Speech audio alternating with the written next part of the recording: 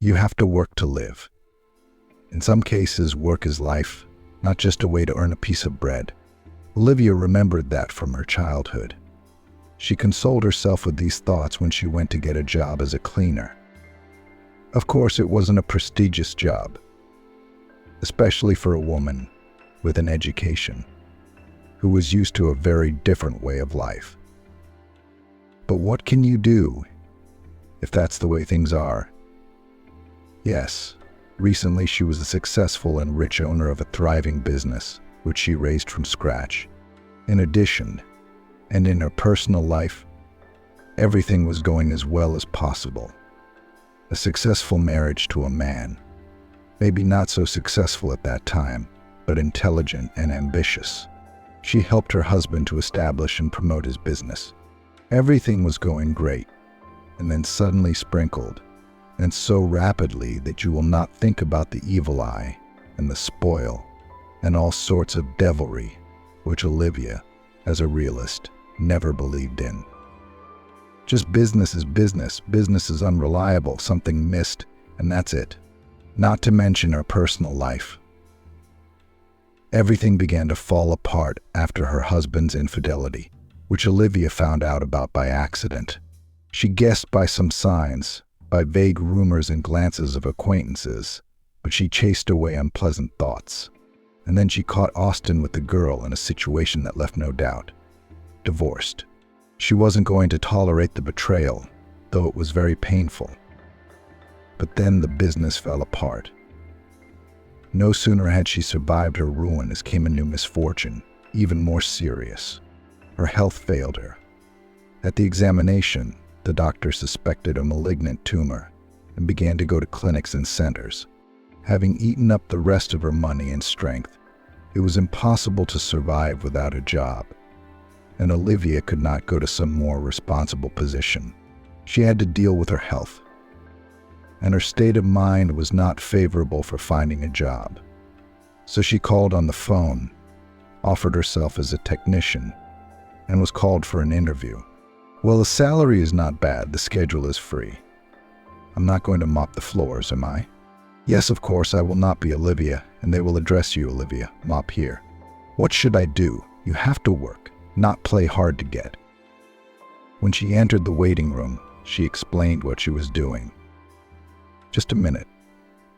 Come on, I'll show you to the boss, the receptionist said with a friendly smile. Leading Olivia into a large office, she said, Austin, it's about the cleaning lady's work. I reported to you. And Olivia found herself in the role of a petitioner in front of her ex-husband. She never expected this. If she'd known who she'd be applying for, she never would have gone. But what to do now? Austin received her kindly, without a trace of mockery or hint of a shared past. Olivia hadn't realized it right away, and she'd made a mistake. Yes, you've turned around, she said, looking into the office. My name is Austin, he corrected her with a polite smile. So you're looking for a job? Yes, sorry. I'm looking for a job. I can only apply for this position for now. I don't have any experience, but I know how to keep things clean and I know the duties of a maintenance worker, she replied politely.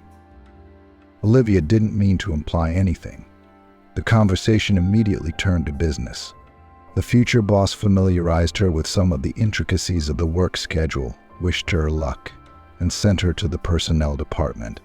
In farewell, promising even career growth, he said, I do not know your abilities. If everything goes well, you may even reach manager. Thank you.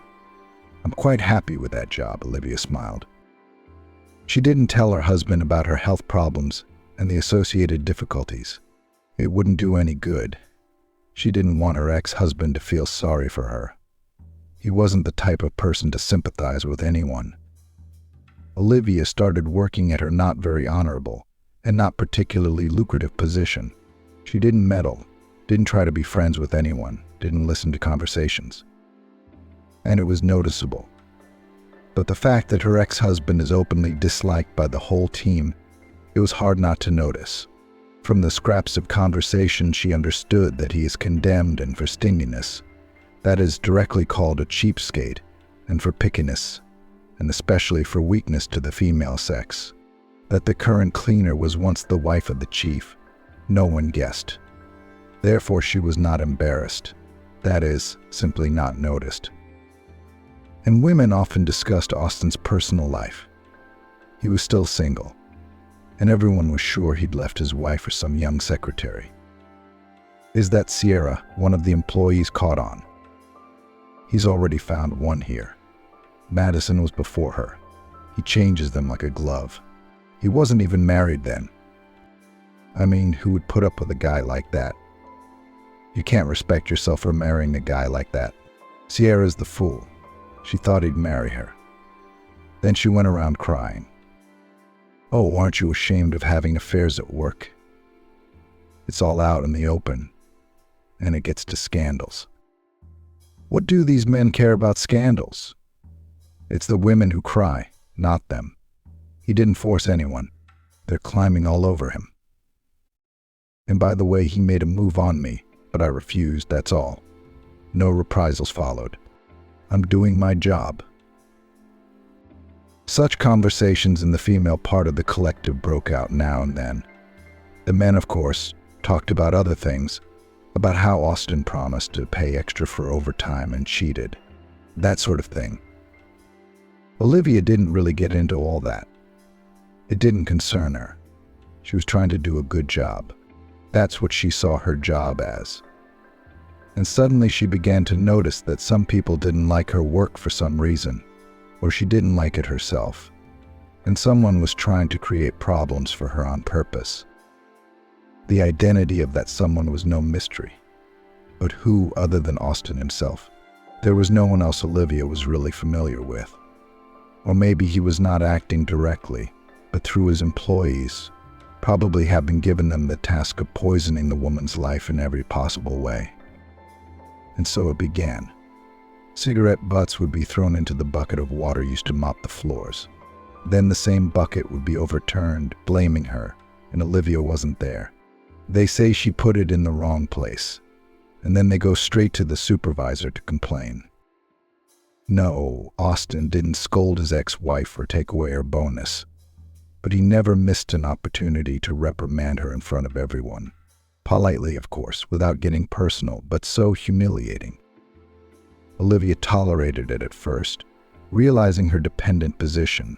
Try finding another job like that. But then she seriously considered quitting. She even started to look for another job and told Austin that she was going to quit. He called her into his office to talk to her. I realize, Olivia, this isn't the job for you. You're capable of so much more. Don't I know it? But I can't offer you a better position yet. I know. And I'm not asking you for anything, Olivia said. And I know you never ask for anything. Your pride.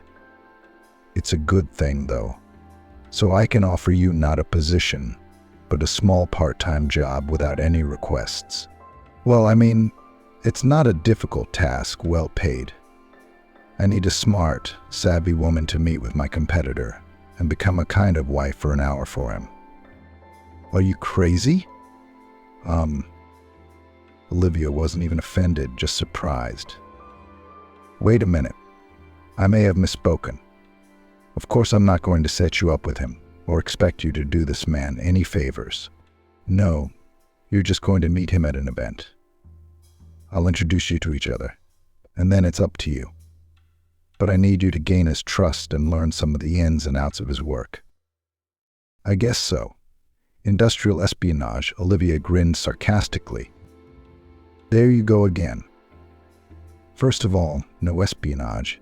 And secondly, yes, that's something I've never done before. Or someone at your request. It's business, that's all. You probably won't find out any of this stuff. At least he's in no danger. Honestly, I've got nothing against him. By the way, this man, Paul, he's a decent man. You don't have to worry about him hitting on you, let's say. Besides, he's not married. I mean, he's a widower. So if anything, you can go along with it without any worries, her ex-husband said softly, as gently as he knew how. Seeing that Olivia was hesitating, he laid out another trump card. You see, he and I are not only competitors, he's my enemy. Even though he acts like a friend, but that's to the eye. I can see he's up to something against me, but I can't find out for myself. Why me? Do you have younger, prettier women working for you? Olivia tried to say no more politely. I never thought I'd hear you say that, as if you couldn't see what kind of animal he was. It's not like I'm looking for a mistress. I already told you. A smart, knowledgeable woman. Do you understand? I know you have no particular reason to save me from ruin. I might even be afraid that you'd go into partnership with him. But I know your noble nature. That's why I trust you completely. Oh, Olivia didn't like this assignment. She had to get a checkup, order expensive drugs, and no money. Austin was offering a substantial sum for this seemingly small part-time job. Besides, his last remark had also had its effect. So she agreed, deciding, however, that she would try to make sure that her actions did not do too much damage to Paul's business. Everything worked out just as Austin had planned. On the eve of the event, Olivia went to the salon, cleaned herself up, put on her best dress, and looked in the mirror. She was pleased with herself. Going to break hearts, she thought ironically, or someone else's business. Oh, look out, Paul. You needn't be particularly afraid of me, though. The man she was to gain the confidence of was a pleasant, good-looking man, about her age, that is, about 35. Austin introduced them in passing and left them alone together. Paul was not pushy, not intrusive. It was hard to expect a man with such sad eyes to be someone's hidden enemy, to be scheming. Either I'm not a good judge of character, or Austin's up to something.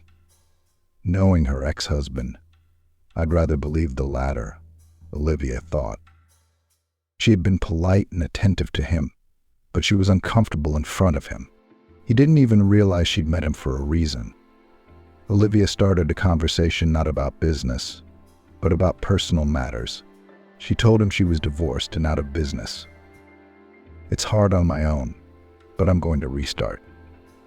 I can't do without work either. I know what you mean, Paul replied. I myself was saved only by work after the death of my wife. It was a serious illness, I couldn't save her. But the main difficulty is that I have 2 sons left. They were 2 and 4 years old. Since then, since early childhood, I have been working, taking my time away from them. A full-time nanny is hard to find. Compared to your problems, mine are nothing.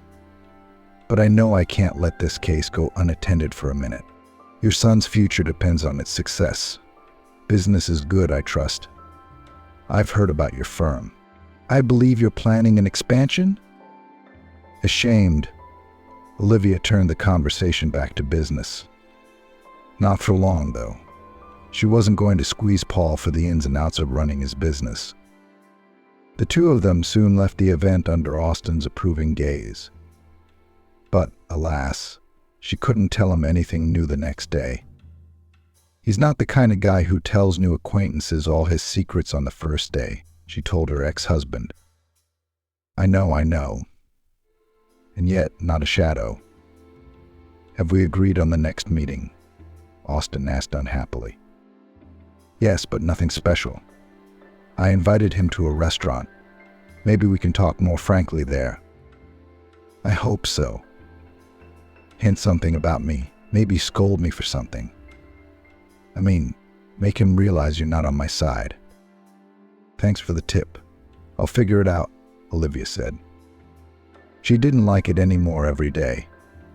And after the second, and even more so after the third meeting, she didn't like it at all. Paul trusted her, but she kept turning the conversation to business. When she met with Austin, she would throw up her hands and tell him she hadn't found out anything, and he was starting to resent her. I don't understand. Have you lost your touch in the last few years? What do you mean she doesn't say anything? What do you talk to him about? About love? Is that why I introduced you?" Olivia replied sharply. "What am I, your matchmaker? I remember exactly why you introduced us. And I never promised you anything from the beginning. The only thing I've learned from our conversations is that Paul's not plotting anything against you." That's not what I wanted to tell her. She wanted to say that she hated this assignment and she hated Austin more and more. But she liked Paul more and more. At home that evening, she suddenly realized she didn't just like him. She seemed to be in love. And Paul seemed to have a thing for her. It was the most humiliating thing I could think of. Sobbing quietly, she sank back into her pillow. To fall in love with a man I'm trying to ruin, and to keep seeing him to get some secrets out of him. And let's not forget that I'm sick myself. Possibly terminally so. And probably the soul is always alive and always wanting love. If Paul finds out all this, of course we haven't declared our love yet, but that will never happen now. And when he finds out the truth, he'll hate me or just despise me, Olivia thought. Olivia decided not to wait for the truth to come out of her own mouth, that is, with Austin's involvement. He, realizing that her spying was useless, would find a way to tell his rival why this woman had come into his life. Olivia decided to tell him herself, and let the chips fall where they may. I mean, it was clear that nothing good would come of it, but it would finally be the end of this lie. Paul must have decided to tell her something important during the next meeting. Sensing this, Olivia decided to get ahead of him by inviting him to her place. She set the table, and Paul, apparently, took it as a sign, came with flowers. But after thanking him, Olivia decided not to delay her confession. "Paul, wait. I have to tell you the truth. It's very hard for me, but I can't do it any other way. I was once married to Austin." And she, overcoming herself, sincerely remorseful, told all about why they had been introduced and why they had met. "But I swear to you, I realized from the second I met you that I would never tell you anything Austin wanted to know, and I didn't meet you for that." "What was it for?" Paul asked, confused. "I liked you. I might even have fallen a little in love." "Very touching. In love, but you kept spying for your ex-husband. I know you didn't tell him anything, and I know why. Because you didn't know anything. I certainly didn't meet you to talk business, and if I had, I'm sure you would have run to your precious Austin." "You keep working with him," Paul said coldly, holding back his anger. "Yes, he was kind enough to hire me as a janitor at the office." Olivia grinned bitterly. "And I wasn't going to say anything to him. I mean, I am now. Tomorrow I'll tell him I won't be scrubbing floors or spying anymore." "Good for you. And I'm sorry, of course, I didn't mean to upset or insult you. That's not why I came. Anyway, none of that matters much. Good day to you, Olivia. Goodbye." She didn't stop him. She remained seated at the table, aimlessly moving the utensils from place to place. There were no tears, no hope. Everything in her life was over. All the good things were over, and all she was left with was loneliness and a disease that would hopefully kill her as soon as possible. The next day she went to the office as she had intended. Without changing her clothes and without paying attention to the secretary, she entered Austin's office and put the money she had already received for her dastardly work on the table in front of him. "That's it, Austin. I'm not following anyone anymore. I'm done. Have a good day." "What?" her ex-husband said quietly. "But how can you do that? How can I rely on you? Especially you. I thought you were waiting for the moment to bite me." I told him everything, of course. "Yes, you did. But don't worry, he doesn't want to know you anymore." She turned and walked away, ignoring her ex-husband's cries. He'd ordered her to stay away, but Olivia wasn't going back. She had no business being here. She hadn't even taken the settlement. She didn't need the money. She didn't need the examinations, treatment, medication. Life was over, and there was nothing left for her anymore. Passers-by looked in amazement at the tall, beautiful woman walking resolutely towards her. Tears were streaming down her calm face, which she apparently did not notice. At home, Olivia lay in bed, not intending to get up at all. She had no energy or desire to do anything. She didn't think about death. She didn't think about Paul. She had nothing to think about. Depression covered her like a heavy gray blanket from which there was no escape. It was hard for her to get up even once a day for water or other necessities. Still, her body continued to function, though she didn't feel like eating at all. She opened the front door in passing, just in case she died. There was no point in breaking it down when the smell of decomposition began to waft from behind it. The phone rang a few times, then went off, apparently discharged. And that was a good thing. Not because Olivia didn't want to hear other people's calls. She didn't want to hear Paul not calling her, and he wouldn't call again. 3 days later, a friend came over, concerned that Olivia was missing and not answering. When she realized the door to the apartment was open, she freaked out. She wanted to call the police, but first she called out, "Olivia, are you home?" A faint moan came from the room. Her friend arrived just in time. The emotional distress had aggravated her illness. An attack had occurred, and Olivia couldn't call an ambulance herself. First of all, because she didn't see the point, and her cell phone was dead. She took it as a sign and decided to give up, her friend thought. But she decided otherwise. She called an ambulance and Olivia was taken to the hospital. But what was different now? Olivia lay there staring at the hospital ceiling and not reacting to anything. Until one day the dearest voice came from nearby. "Olivia, what's wrong?" She couldn't help but react to it. Turning her head, she saw Paul and whispered, "It's you." Yes, it was.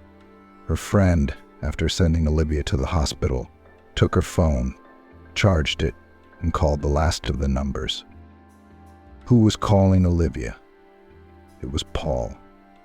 He himself was agonizing over the separation, unable to forget the one who had become dear to him. He blamed himself for his cruel words. After all, she had confessed and decided to break up with Austin completely. Did he have the right to blame her, and couldn't their relationship still continue? But she didn't answer the phone again, and then she disconnected it. Paul thought that was the end of it. Then he got a call from a woman he didn't know, telling him that Olivia was in the hospital in serious condition. There was no need to decide who was right and who was wrong. I had to save my beloved. Paul decided to transfer Olivia to another clinic under the supervision of the best doctors.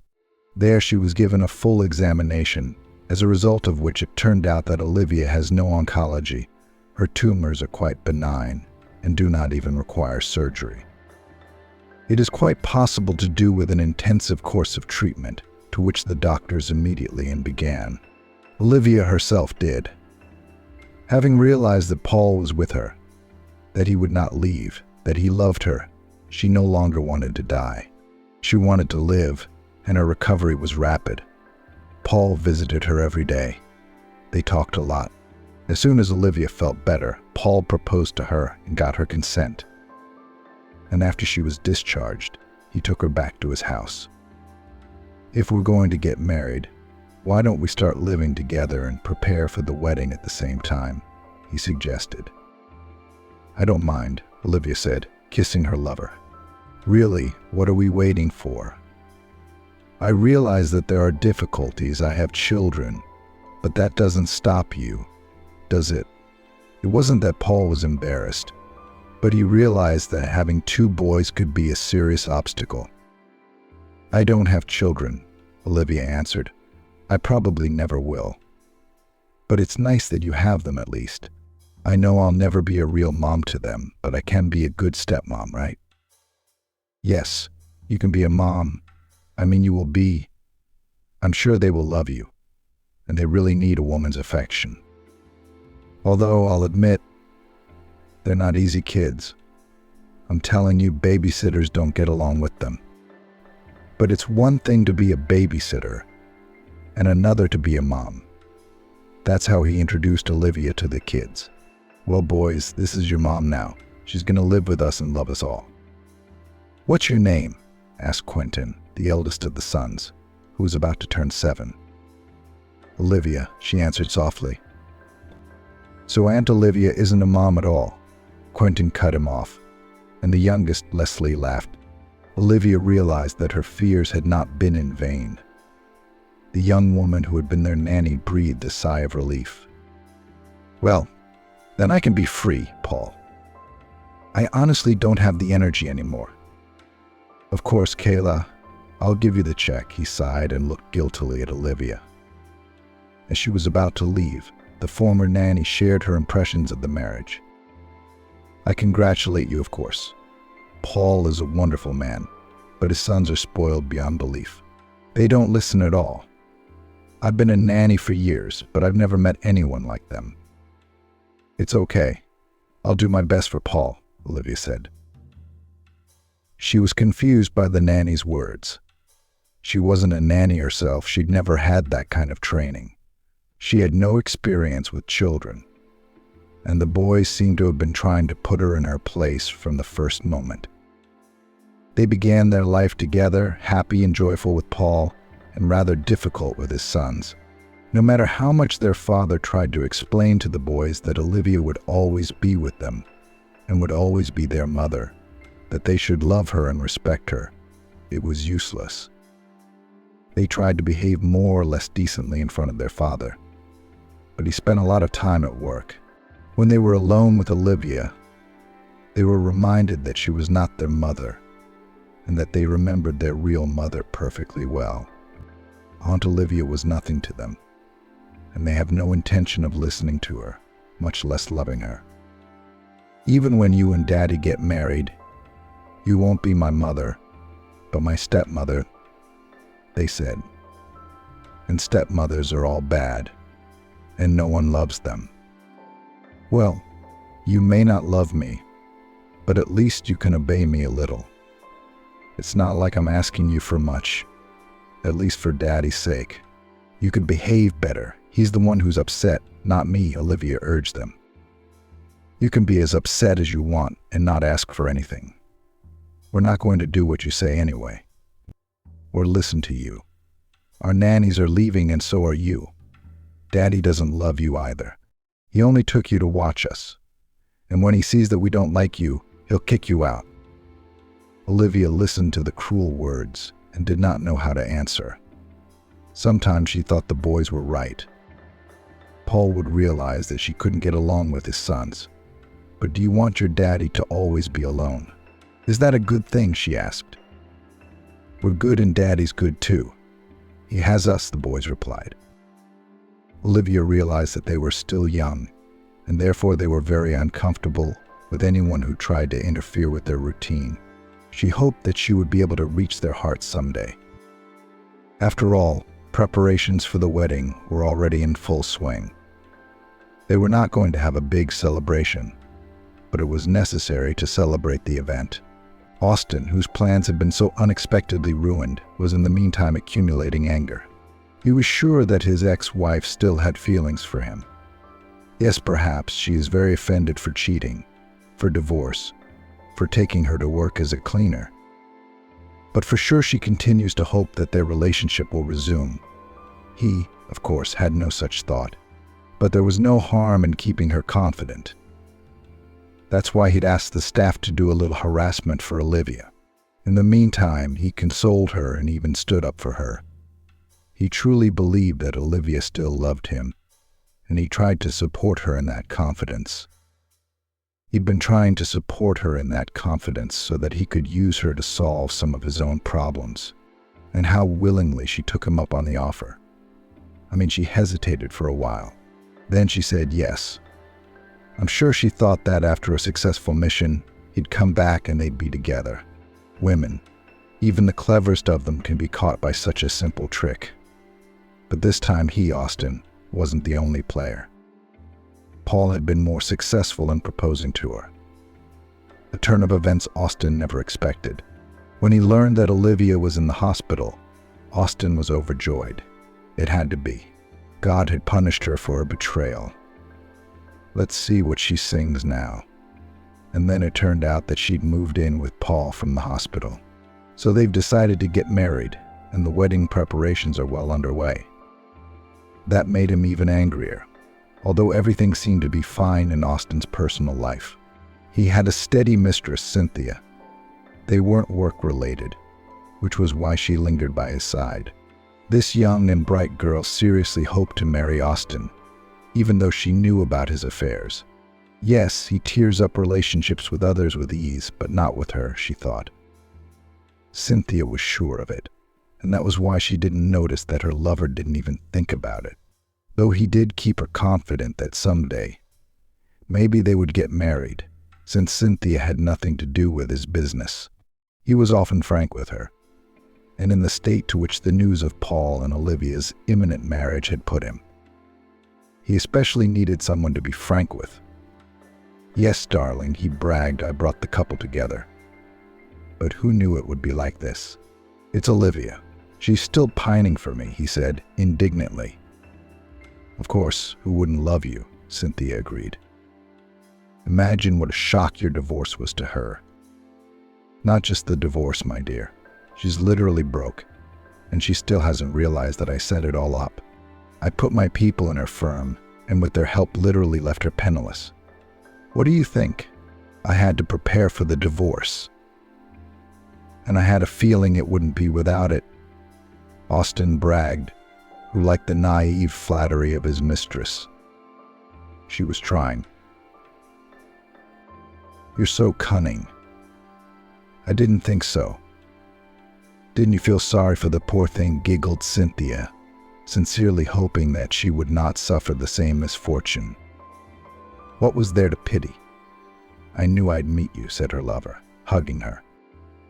And the heart of the girl joyfully froze. Yes, it's great that we found each other. And tell me, will you and I ever get married? You're not going to leave me, are you? Someday we will. Austin dismissed her. Don't rush it. And then I won't. I can't stand obsessive compulsives. But you see, I've been with you for 6 months. It's a record. I've rarely had a woman stay with me that long. What about this Olivia? You were married for a few years. Yeah, married. That was the thing. Should I have done business with you? Not everyone is financially interested in me. No, I don't have you for business, I have you for love. You're not capable of perfection. You're more the opposite. You're a waste of money. Oh, don't be like that, Austin. I don't spend so much, she said. There was a good reason to sulk. He'd promised to marry, but he kept dragging it out. And when she hinted at it, she rebuked him unobtrusively. Is he really not going to do it? He's probably cheating on her right now, so he's looking for a replacement. Well, wait a minute, Riley. Once we're married, I'll have you dancing, she thought presumptuously. You can't do that with me like you can with the others. Besides, she had one more trump card that Cynthia thought could make Austin speed up the marriage process. It was stronger than any business. So one night she laid out a pregnancy test in front of him. Now we're a real family. We're going to have a baby, she said, almost triumphantly. Yes, she said almost triumphantly. Yes, she said, literally dead with joy, and he squeamishly swept the 2-stripe test off the table. Put that gross thing away, please. I don't want any babies. I've told you that many times. How come? We're having one. We're practically having one, and you're saying that. Don't you understand, Jody whispered in shock, horrified to realize that her hopes seemed to be dashed. I never told you I wanted a child. Quite the opposite. And I don't want any surprises like this. I don't want children, Cynthia, not from you or anyone else. So you can solve this problem on your own, as you wish, said the lover coldly. What do you mean? Why don't you want children? After all, you are already quite a few years old. Every businessman should have a family and children. It is such a plus to the reputation. Imagine having a picture of us on your desk. You could mention your son or daughter in business negotiations. I don't have to have anyone, the man replied irritably. Don't you understand that? Children bind you hand and foot. I have a lot of things to do, much more interesting, and topics to talk to business people too. You're the only one who could have imagined this. Me in a business negotiation, suddenly saying that my John had diarrhea yesterday, and I was up all night changing diapers. Austin even spat in disgust. So please don't even talk to me. I will. What am I supposed to do? Cynthia asked in complete shock. How should I know what you should do? You can have the baby if you want, but you'll have to raise it yourself. And don't expect any help from me. You'd better go and get rid of this problem, and everything will go back to the way it was. Austin had no intention of continuing his relationship with Cynthia under any circumstances. After that conversation, Kayla only caused him fear and disgust. He really didn't want any children and was even afraid of having any. Cynthia was at a complete loss. The fact was that she had found out about the pregnancy some time ago and had purposely not informed her lover to take any action. It was too late. Yes, she was sure of herself and had deliberately cut off all avenues of retreat. Cynthia had tried to convince Austin of this, but he was unwilling to listen to her any longer. The only thing her mistress finally achieved was a vicious order. Pack your things and leave. I don't need pregnant mistresses, he cut her off. You know what they call them, not idle. And what I need is a woman of celebration. You see, you're a problem, not a vacation. But I could be your wife. Who marries mistresses? I'll tell you one last thing. Next time, only get pregnant by your legal husband. Kayla found herself in a desperate situation. She had come from the village where her elderly mother had stayed, and they hadn't spoken to each other for a couple of years, having quarreled the last time they'd met in town. She had no one but Austin, and he was the man she thought would change her life and make her happy. And what happened? Cynthia was left alone with no help. The only thing she did was persuade her lover not to throw her out right away. You know, I have to at least find a place to live. The doctors are predicting a difficult pregnancy, and I'm alone. Are you really going to leave us like this? She was crying. That's exactly what happened. We didn't agree on any children. There's a signed contract. No money, I can only give you money for a known operation, and the rest I can do on my own. And be thankful I'm leaving you all your clothes and jewelry that I bought. Sell them and you can live in peace for a while. And then you can do whatever you want, or you can run in front of a train. Cynthia knew he wasn't joking. She really had nothing to look forward to. The only thing she could think of after all this was revenge. But how could Kayla get revenge? The only thing that came to mind was to tell his ex-wife everything. Let her know he ruined her firm. Olivia said to be a smart woman. Maybe she'll come up with something. Something that will make Austin as bitter as she is right now. Of course, meeting his lover's ex-wife can't be particularly warm, but they can't dislike each other either, since they're both exes. Both suffered from his actions. So it's as if they've become sisters in distress. So Cynthia went to Olivia's house and, in tears, told her of her predicament. I don't want you to think that he didn't leave you for me. I met him much later, Cynthia assured her.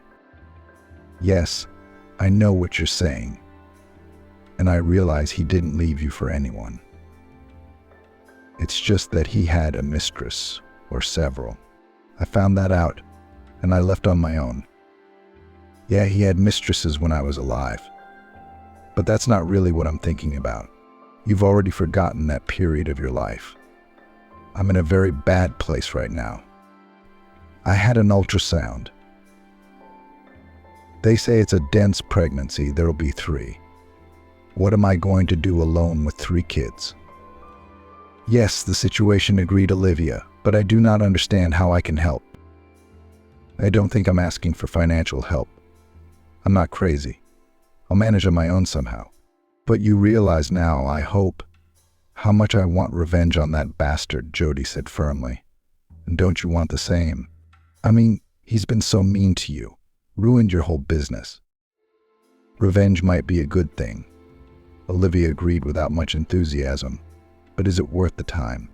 You know, Cynthia, they say the best revenge is to be happy in spite of everything. Well, yes, you have succeeded, she sighed. And now you're married to a rich man. You will have a good family and everything will be wonderful.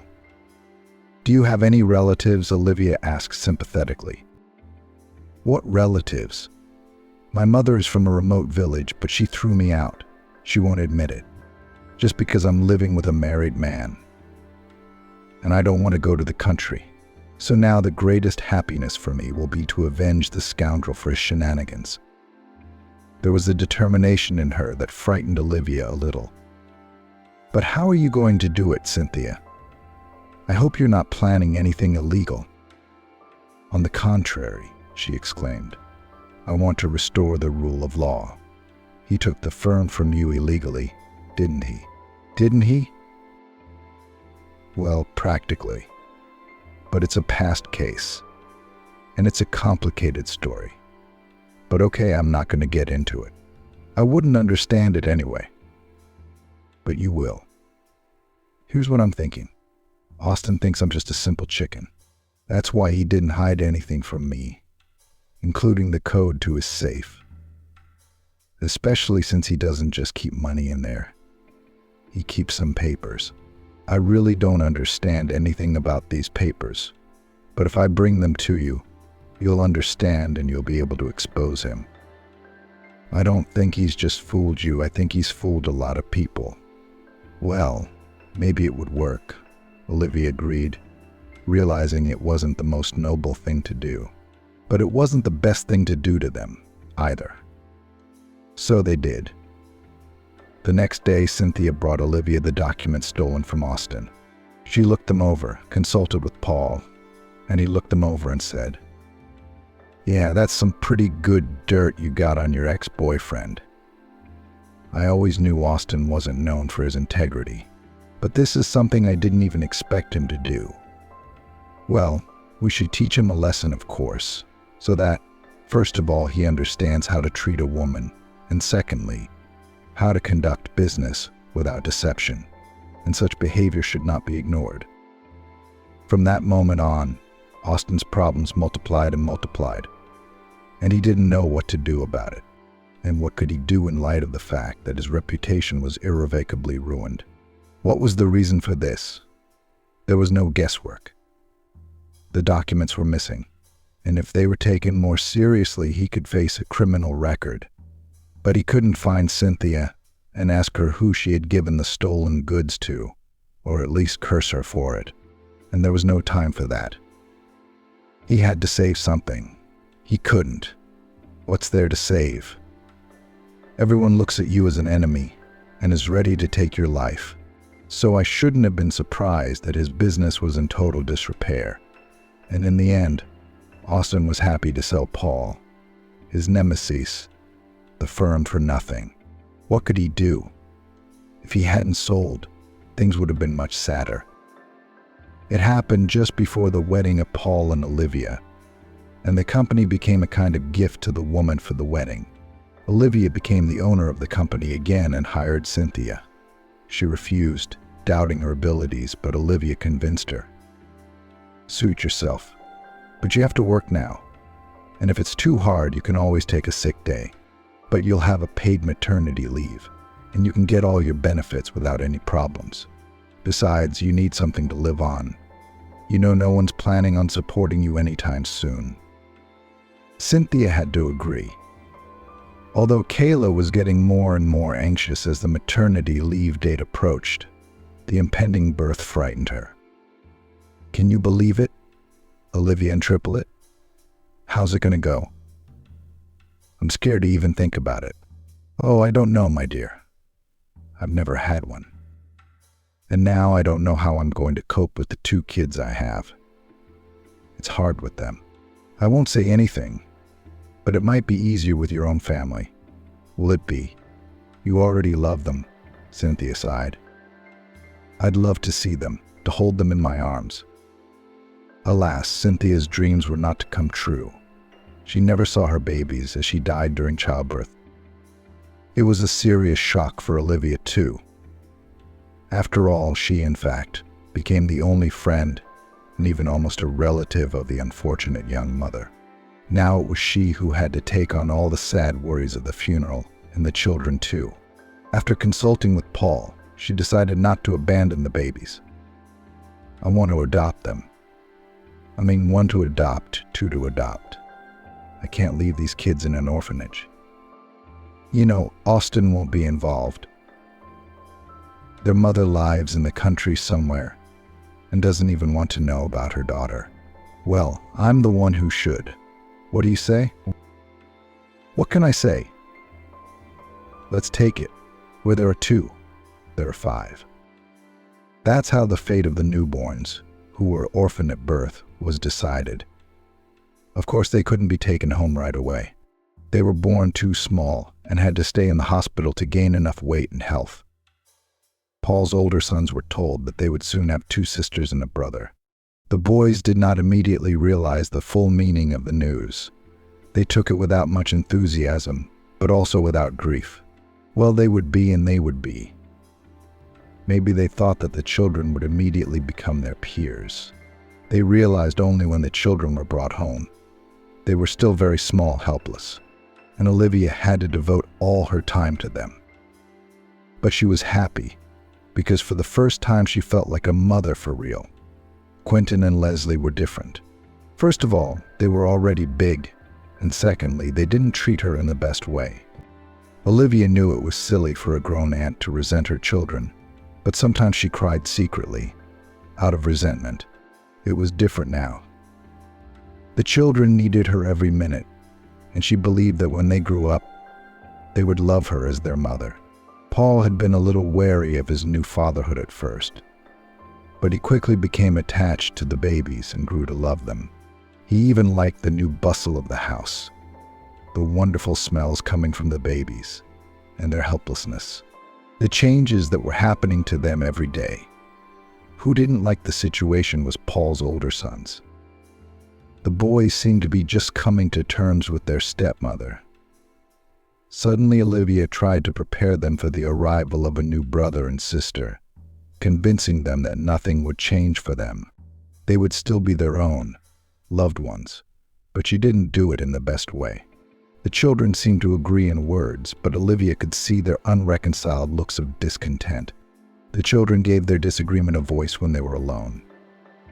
It's not enough that the stepmother showed up, but these 3 were not even here, Quentin said angrily. Yeah, that's too much. If it were just Olivia, she wouldn't be so mean, but these 3 of them yelling all day long. Leslie agreed with him. While they're still so small, it's okay to put up with it, but they'll grow up. First they'll crawl underfoot, then they'll walk, then they'll grab everything, mess it up, and everyone will be on their side. I mean, they're kind of small. Especially 2 girls. We're not going to have a life. Not even now. I'm sick of it. And my dad doesn't want to know. He does everything for himself, and nobody cares about us. You, Leslie, do what you want, but I'm running away, said the older brother firmly. What are you talking about? He won't let me go, will he? Replied the little boy doubtfully. You are stupid. When you run away, you don't ask. I'll just leave the house, that's all. Then let them look for me. They won't find me anyway. You can stay as you like. I've had enough. Yeah, so I can stay here all alone. No, I'm coming with you. But where are we going to run to? The boys began to discuss an escape route, but since they were both still young, they didn't have much to go on. All they knew was that they had to get far away from home. And you can't get far on foot. Can we ride bikes or scooters? Leslie asked. You say, too, that on such a vehicle, what kind of ride they will catch in return? We have to go far away on foot before they catch up with us to the station, and then we'll get on the train, and then we'll go back. Quentin answered solidly. And you don't get a ticket at all. Neither do I. It's good that we're still small. Well, we'll say we lost it. That's all. No one will ask. We'll just have to prepare food with us, because we don't have any money. And we have to eat something on the way. And then what will we do? Well, where will we go? And in general, when we eat everything, and there is nowhere else to take it, Leslie asked curiously, not quite believing in his brother's idea. Quentin was very determined. Questions annoyed him. And then I don't know what. Everything went wrong. Why are you bothering me? You don't want to. Stay here. They'll find us later. Tell you what, Dad will come for us, and we'll tell him we're not coming back, as long as they stay in the house. Let him choose between us or them. He finally came up with an acceptable solution. No, well, Aunt Olivia's a good person. Maybe let her stay, Leslie asked hesitantly. She won't stay without these little things. If she agrees to stay without them, let her. And if with them, we'll always run away. But it's Daddy who must agree. We're his family, after all. And all these, we'll just empty our backpack, put our toys and food in it. In the morning, Paul went into the kitchen, where Olivia was setting the table for breakfast. The boys weren't out yet. Are you having fun? He asked his wife. No, and I don't know why they'd want to go out now, Olivia muttered perplexedly. Standing in front of the refrigerator, there were cutlets yesterday, 6 of them. And no, you didn't eat 6. Are you kidding me? The sausage package is missing. What are we eating? Olivia didn't understand. So they must have fallen on the floor by accident. It happens, Paul said doubtfully. There's no bread. I bought some yesterday. Did they feed it to the dogs? What kind of dogs are there at night? Go and ask them. Well, anything's possible, of course. Paul went out and looked into the boys' room. Olivia hurried over to the twins. One of them was already waking up. Her husband came back to her a minute later. Olivia, the boys are gone. No clothes, no backpacks. That's quite a room. Yeah, maybe they're having a picnic. A lot of kids do that. They play traveling. In Ohio with babies, his wife told him, look in the yard. I hope they haven't gone any farther. I'm going to give them one. Not satisfied, Paul said, and went out into the yard. An hour later, it became clear that the boys were probably up to something more serious than an outdoor picnic. After circling the neighborhood yards, Paul called the police. The boys, ages 7 and 5, were gone. Apparently either early in the morning or late at night. Just like that, they didn't notice, sneaking out. Nobody hurt them. They must have been offended themselves. We just had 3 kids. So they ran away, I guess. Probably childish jealousy. 3 babies, all that attention. Yeah, I get it. But we need to find the kids. I don't know what kind of trouble they're going to get into. Paul went to the station to give the details and file a report. A worried Olivia stayed, of course, with the babies. She endlessly berated herself for the fact that the boys felt left out.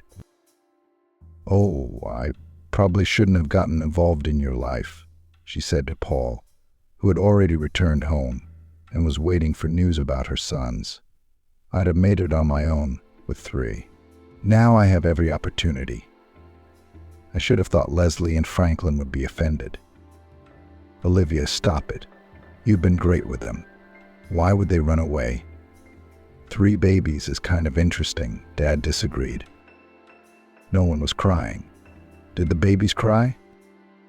Olivia and Paul searched for the children and the police and volunteers and just concerned citizens. But Leslie and Quentin were lost at the train station. Probably they got on some train, and where it took the fugitives, it is unknown. Olivia darted from the phone to the children. She was understandably unable to take an active part in the search. 3 didn't require constant attention. Besides, her son had a heart defect and would probably need surgery. All she could do was worry madly for all 5 of them and for Paul, who was also very worried and berated himself for not keeping his son safe. The children were not found until 3 days later. Alive, healthy, and even well-fed. They actually took a suburban train, hoping that it would bring them to some wonderful land. But the conductors, seeing the young stowaways, decided at the nearest station to hand them over to the police. This frightened the boys and jumped out, and then rushed to escape. Where did they end up and what to do now? They didn't know. As long as they had food, they felt fine. But they hadn't brought a drink, and evening was coming. "What now?" Franklin Leslie asked his older brother fearfully. "I don't know," he answered confusedly. "Why didn't we bring our cell phones? If we had called, Dad would have come to get us. Where are we going to sleep now? They won't let us go anywhere. They'll turn us into the police." It was already dark when the boys reached a village and hid in the garden, in the bushes of immature currants. A window shone in the cottage. There were people there, but would they accept them? Or maybe they would send them away and scold them. So they ran away. "And now what?" Leslie cried. "I'm cold and thirsty." "Aren't you a crybaby?" "I'm cold and thirsty too," said Franklin. "You wanted to run away too." And Quentin cried too. Luckily for them, a kind old woman named Brenda lived in the cabin. As she was doing her chores, she was thinking that she would live out her life alone. And then she heard a pitiful cry under the window, went out, saw the boys, invited them into the house, and gave them tea. The village was half abandoned.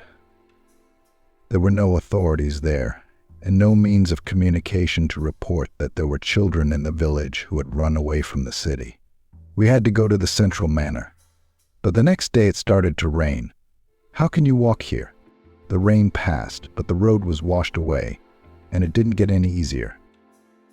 It was only 3 days later that Brenda and her guests made their way to civilization and were able to report that 2 boys who had escaped from the city were living in her house. During those 3 days, Quentin and Leslie had made friends with their grandmother and told her about themselves. "Mommy and Daddy must have been looking for you," Granny reproached them. "Yes, our mom died a long time ago, only Dad is there. He's nice, but he's busy all the time. And now we have Aunt Olivia instead of Mom.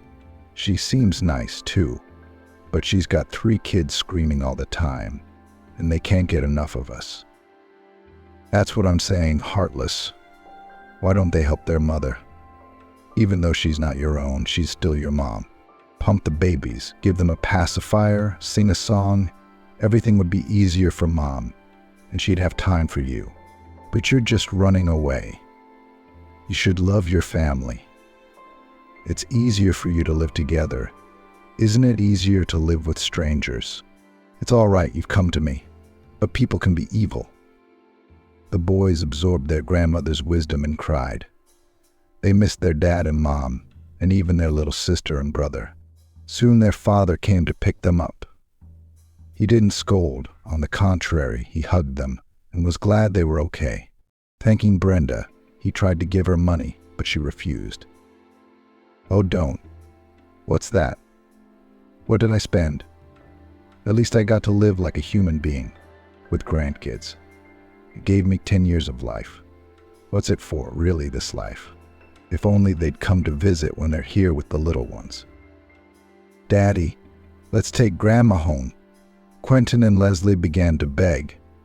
"We don't have a grandmother of our own, and now we'll have one.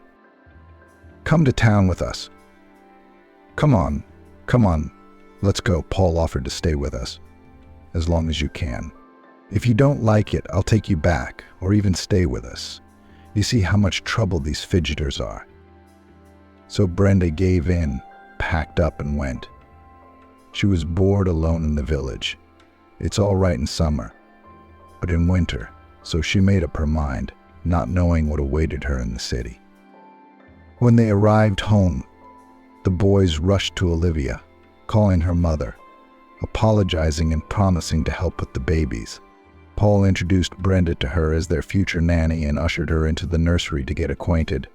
The elderly visitor leaned slowly over the children's cribs, said she had dreamed all her life of at least holding a little one in her arms.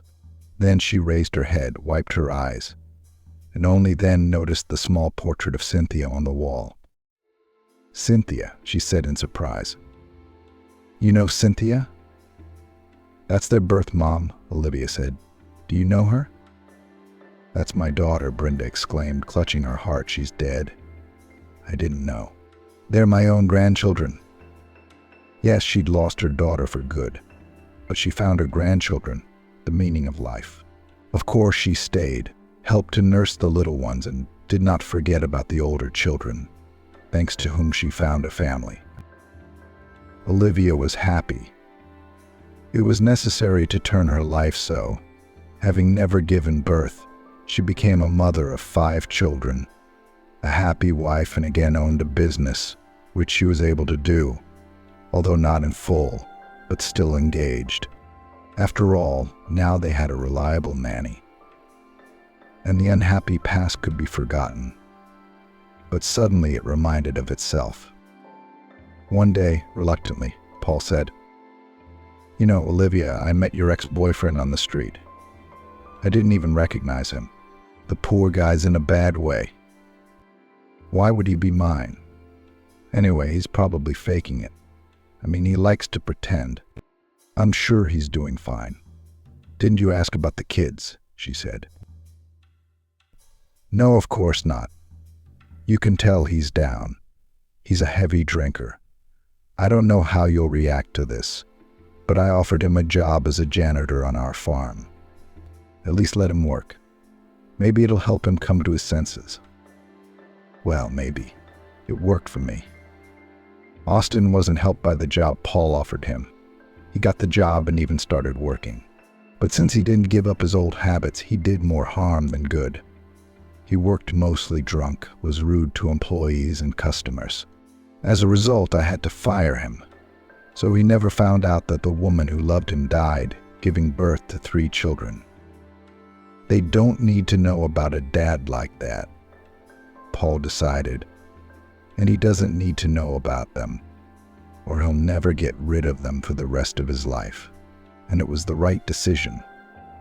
Their large family was happy.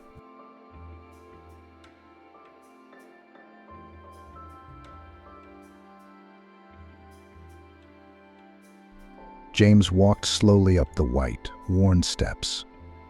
The bank of the rocky river running through the city was high. He had to climb several flights of stairs to reach the embankment. James was shivering in his old down jacket. It was a real gray November, a piercing wind, and icy grains were falling from the sky. Here by the river, the temperature was much lower than in the city. It felt like winter was approaching. James pulled his knitted hat over his ears. There was no way he was going to get sick. If he went to bed, he wouldn't be able to pay for a bed at the hostel. There'd be nothing to buy groceries with, let alone medicine, because the life of a homeless man is like a flood. What can you do? James has seen worse times. He slept on a heating duct and lived in a dumpster, surviving as best he could, but he managed to make it through, more or less get on with his life. Until the fulfillment of the main dream to buy his own home, of course, still far away, but already much better than it was. James grew up in a small village with a speaking name Oaks. Surrounding this place were groves of oaks, especially picturesque in the fall. Little James, as a preschooler, tried to draw them, these beautiful trees. And then, as he grew older, he tried to put what he saw on paper. But it just didn't work. I guess I didn't have enough talent. Childhood is the happiest and coziest time of James' life. The grown man often remembered his early years with nostalgia. And it's not even that. At that time he had a roof over his head, his own bed with clean linen, a guaranteed bowl of soup every day. It's that he was loved then. He wasn't alone. His grandmother, sweet, kind Grandma Patricia, wise, forgiving, warm. It had seemed to James for a long time that she was omnipotent. It was Grandma who always found the right words to dispel her grandson's sadness and anxiety. She was the one who understood what to do in any given situation. She was respected by her neighbors. She seemed to know everything in the world. Also, Grandma was never tired. At least, James couldn't remember her sleeping. When he went to bed, Grandma was still tending to the chores, and when James woke up, she was up and about. Smart, smiling. Grandma was a sturdy woman.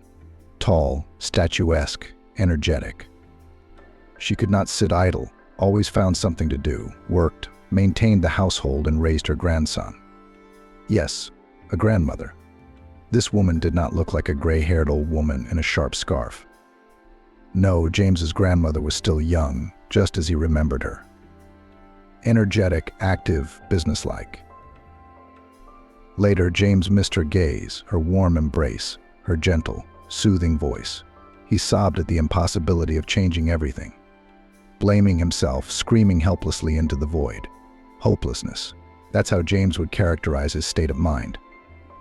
It was not terrible to lose the house. The guy at that time, this moment, was almost not interested. The main thing is that his grandmother was no longer there. James had no other relatives. It happened that way. In villages where almost everyone was a brother-in-law, nephew, or distant relative, it was strange.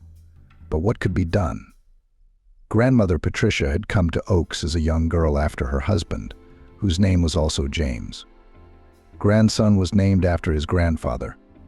He was a good man, kind, hard-working, and skillful. And at work, at the sawmill, he was appreciated and neighbors respected. And James S.R. grew up in an orphanage. He didn't know his family, that's why, probably, he dreamed of creating a strong, big family. Once he went to work in a village almost 100 kilometers away. It's the Pines. It's a remote area. He met a beautiful, modest girl named Patricia. And so it was that they ended up getting married. James and Patricia moved to the Oaks. They became a family at James' house. James worked at his sawmill. Patricia got a job on the farm as a milkmaid. Everything was fine. Everything was fine. All right. They lived soul to soul. Both spouses dreamed of a large family and at least 5 children. But it didn't happen. The couple had a daughter, Hannah. The young parents were not going to stop at this achievement. But the years went by, and Hannah remained the only child in the family. The girl grew up beautiful, not like her mother or father. They were simple country folk, but this was white bone. Fine features, fragile figure, huge violet eyes and golden curls. A princess, indeed. The locals joked about whether Patricia had fattened up such a beauty somewhere in the city. But James had no doubts about his wife's fidelity. The man didn't know his own family and rightly assumed that his daughter had taken after one of his relatives. This was most likely the case. The girl's character matched her appearance. She was smart, capricious, self-loving. And when Hannah grew a little older and realized that she had an attractive appearance, she became proud. Hannah had simple and hard-working parents. Their family lived no worse or better than anyone else. But Hannah was sure that she deserved more. She dreamed of living in a big city and blamed her parents for not bothering to move there in their time. She demanded toys from her mother and father, then outfits and jewelry. She refused to do housework, arguing that she was not going to stay in the countryside for long, and that she needed to study, not sweep floors. Except Hannah wasn't studying. Or rather, she did study, but not at all what they teach in school. She bought magazines and tried to make herself look like one of those models that flashed on the pages of glossy editions. She did makeup, washed and painted a new face again, achieving the perfect result. I learned how to combine closet items correctly, to make different hairstyles out of my golden hair. And it all started when Hannah was about 12. Maybe even a little earlier. "I'll go to the city, become a photo model," she said. "Maybe even go abroad. But I'm not going to live in a shithole like you," Hannah said. Patricia and James looked at each other in confusion. They both blamed themselves for their daughter's behavior. But what had they done wrong? Patricia herself had grown up in absolute poverty and even starved. That's why probably she tried to please her only daughter and even a beautiful one at that. James, that in general did not know parental love and was brought up in an orphanage. What can I say? The man, spoiled, of course, long awaited his child. And yet both spouses tried to instill in Hannah basic moral principles. By their example, they showed that it is necessary to work. It is necessary to work. It is necessary to treat others with respect. Patricia taught her daughter to bake pies, to clean the house. Except that the girl from childhood rejected parental attitudes and with all her appearance showed that she dreams of a completely different life. And when she became a teenager, then James and Patricia, that only about themselves, did not listen. And they're losers and they don't think things through. You have no right to tell me what to do. Shouted at her mother and father when they tried to talk some sense into their princess and force her to learn to help them with their chores. You don't. You've done nothing for yourselves. One works at a sawmill for a penny. The other is a dung shoveler in a barn. And there you go. I'm not like you. I want to live differently, and I will. I'll marry a rich man. Or become a model.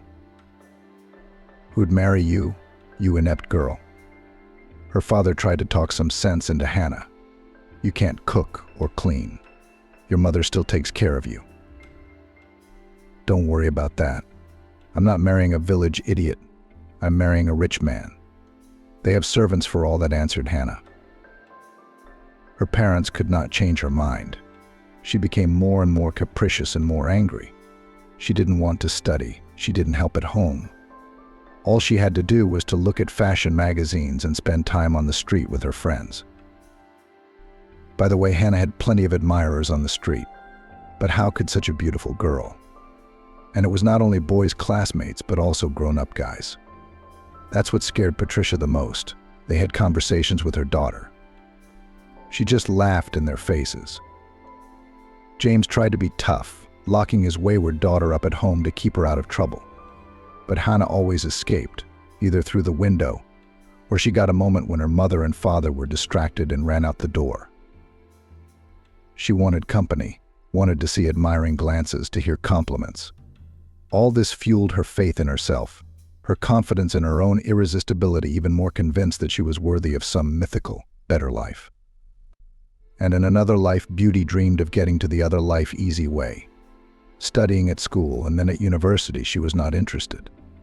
The girl believed that it is too long and difficult. This is for those who were unlucky enough to be born a beauty with huge violet eyes and golden curls, she said. All this was told to the grown-up James by his neighbor Claire. She called his mother Hannah Tales.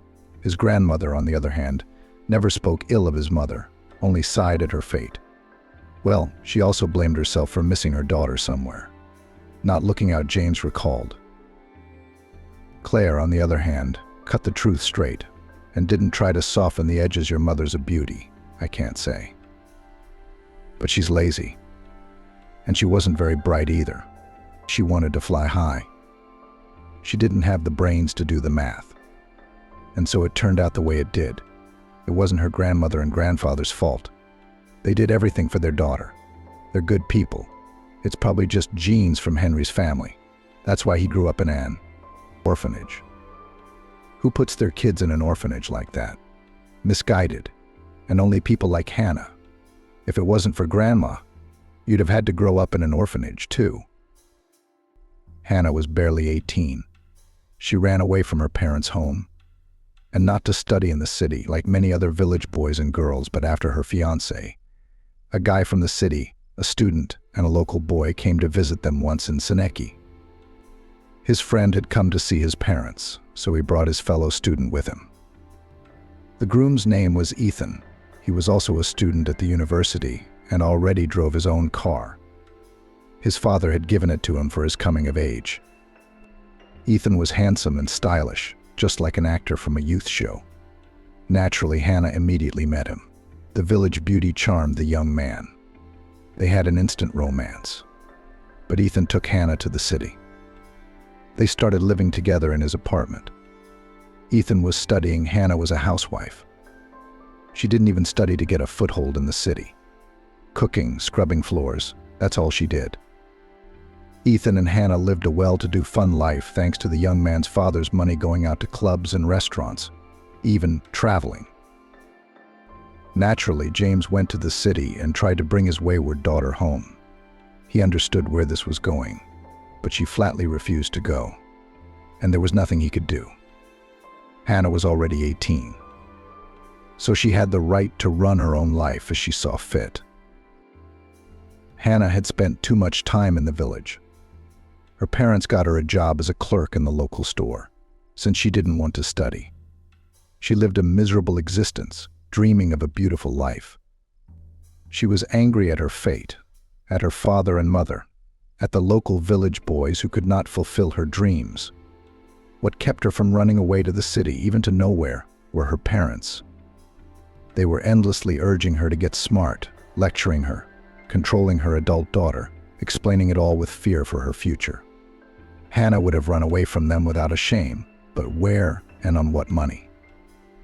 The girl tried to send her photos to a modeling agency, but to her own surprise, she did not receive any answers. Hannah thought that the offers would come at her like a cornucopia, but no such luck. She continued to think over the plan, communicated on dating sites, received a lot of compliments and offers, but she was afraid. Hannah hadn't seen these people in person. There's no telling who might be out there on the other side of the monitor. It was her parents who planted those fears in her, which made her hate them even more. And then Ethan showed up, a prince in a black Audi. He rescued the beautiful girl from captivity, took her away from the hated, dirty village, poor parents, moralizing. That's how Hannah perceived her departure. She had escaped, broken free. It didn't work out with Ethan. In the end, he quickly found someone else. But Hannah was in no hurry to return to the village. She had a new beau, lower in status than Major Ethan, but not bad either. That relationship didn't work out either. But a new one loomed ahead. Hannah lowered the bar in the choice of suitors. The suitors changed one after another. One thing remained unchanged: the girl lived at the expense of these people, gave them her tenderness, youth, beauty, and in return received a roof over her head, food, some gifts, trips to cafes and clubs. Life seemed to Hannah not quite what she had dreamed of, but she wasn't going back to the village. James and Patricia were heartbroken to see what their daughter was becoming. Her once golden curls had faded, her voice rough and hoarse. Her skin took on an unhealthy hue. Hannah drank heavily, started smoking. All this, of course, reflected on her health and appearance. James was very worried about the path his only daughter had taken. It was a huge shock to her father. Patricia hoped that Hannah would come to her senses and get her mind right. She'd had enough of such a life with one man, then another. And they were not such wealthy and handsome young men as Ethan. They were more like battered men of marginal appearance. James and Patricia worked somewhere, so they had money, and Hannah lived in the city at the expense of her admirers. She'd been transformed from a golden-haired princess into a gray woman with a dysfunctional appearance. It was hard to imagine that she had once looked so different. She had dreamed of a rich, beautiful life, spent hours perfecting her makeup. Hannah was going downhill fast and didn't seem to notice it at all. She felt happy and didn't want to go back to her parents. James's heart ached for his daughter, literally. The man had suffered 2 heart attacks in a row. Patricia was also worried, of course, but in her heart she hoped that everything would be all right. Hannah was still very young. But James, it seems, realized that nothing good could come out of Hannah. He didn't survive a 3rd heart attack. So Patricia was left all alone in the village house. No husband. Daughters living a wild life in the city. Yeah, it's not how she imagined her old age. At least she had a job. The woman still worked as a milkmaid on the farm. There's socializing, some kind of life there. And at home? Loneliness, cold, 4 walls. On New Year's Eve, an unprecedented event happened. Hannah came to her mother in the village. Patricia, seeing the dear guest, immediately began to clutter, to collect the table. Her daughter did not look well, pale, swollen face. When Hannah took off her jacket, Patricia gasped. Her belly was rounded under her sweater. Hannah was pregnant, and it looked like she'd been pregnant for a long time. It turned out that the father of the child is another suitor, Hannah Trucker. He rented an apartment in the city, earned good money, enough to live on, and to get drunk when he was not on a trip. Pregnancy, of course, no one planned. It just happened. Learning about what happened, the admirer was frightened. He admitted that he already has a family in another city, a wife and 2 children. He doesn't need heirs on the side. Gave him money to solve the problem. But Hannah was turned away at the hospital. All the terms were out, but there were no indications to terminate the pregnancy, as the child was developing well. It was surprising, considering that Hannah, being pregnant, did not deny herself alcohol. Further, everything was ridiculously banal. The admirer ran away, quickly disappeared. Hannah lived in their apartment for a few more months until the lease was up, but she had nowhere to go. Who would want her? She couldn't get another boyfriend, so she returned to her home village. Patricia hoped things would get better for them now. And the fact that the child will not have a father, so it's not a problem. She would manage, raise him, teach him, put him on his feet. The woman was counting on Hannah's maternal instincts to kick in, to change her and make her softer, more loving, more caring. It didn't work out. Hannah barely survived to give birth in the hated village. By the way, the baby was born prematurely weak and very small. He was nursed in the hospital for almost a month. Hannah immediately gave up her son. She didn't need him. And here and premature, obviously sick. So she gave up the baby at the hospital and went back to the city. Now she could again live in her own pleasure, go to cafes and restaurants in search of new love. Have fun without a belly. Everything is better. Everything is easier. After learning about her daughter's deed, Patricia rushed to the maternity hospital, explained the situation to people. She was understood. The refusal documents were canceled. Patricia's neighbor's niece worked there as head doctor. That's how it was resolved through her. But we had to find Hannah. The baby's mother had to be present and sign the paperwork. Hannah at first insisted that she did not need her son, and it would be better for him to go to an orphanage. But Patricia convinced her daughter the boy should stay in the family. She found arguments. I will take care of him. Do not be afraid. Live as you have lived. But you'll get an allowance for him. And a lot of money. You're a single mom. Patricia took this step for her grandson. Convinced her daughter to agree to it because of child support. Otherwise, Hannah would never have kept the baby. And Patricia would not have been given custody, and the conditions are not ideal, and the age is already solid. So little James stayed with his grandmother in the village. His mother, the beautiful Hannah, James knew only from the stories of his grandmother, neighbors, and their photos. The woman was not interested in the fate of the child, only occasionally came to his mother to rest between the next complex novels.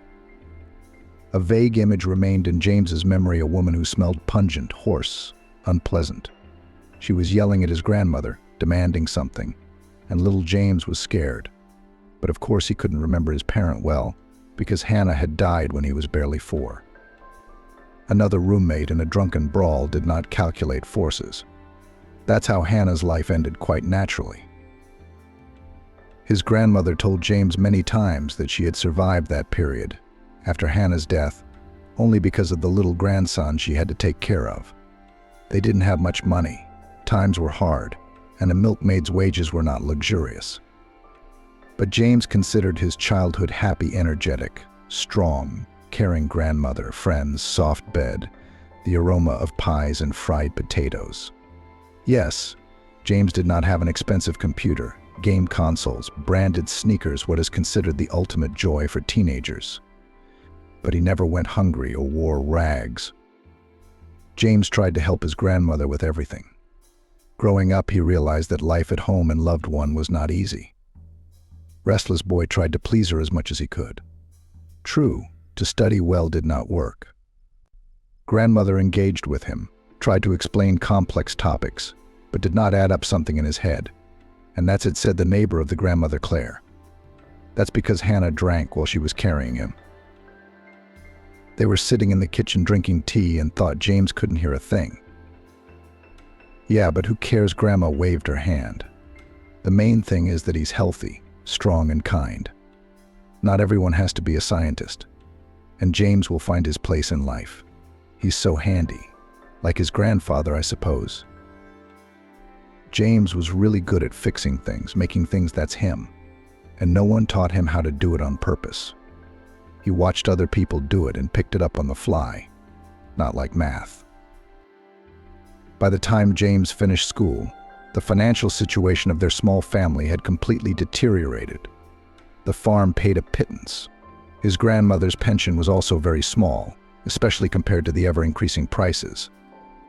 James worked part-time, mending neighbors' fences and cutting people's grass, digging potatoes, even helping to build houses. But the earnings were irregular and small.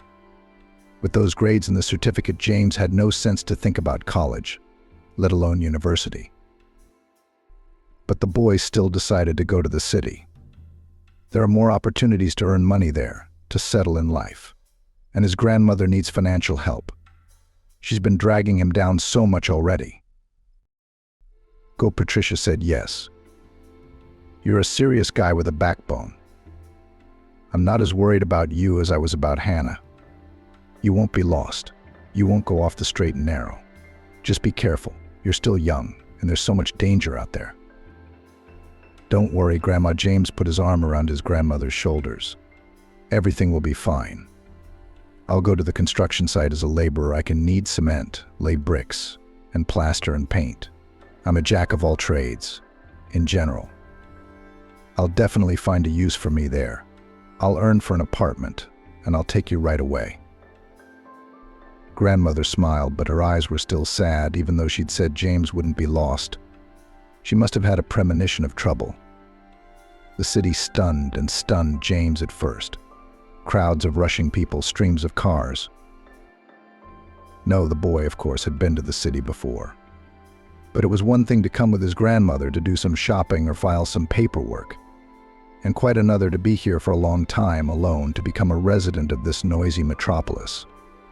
Where to start? Where to go?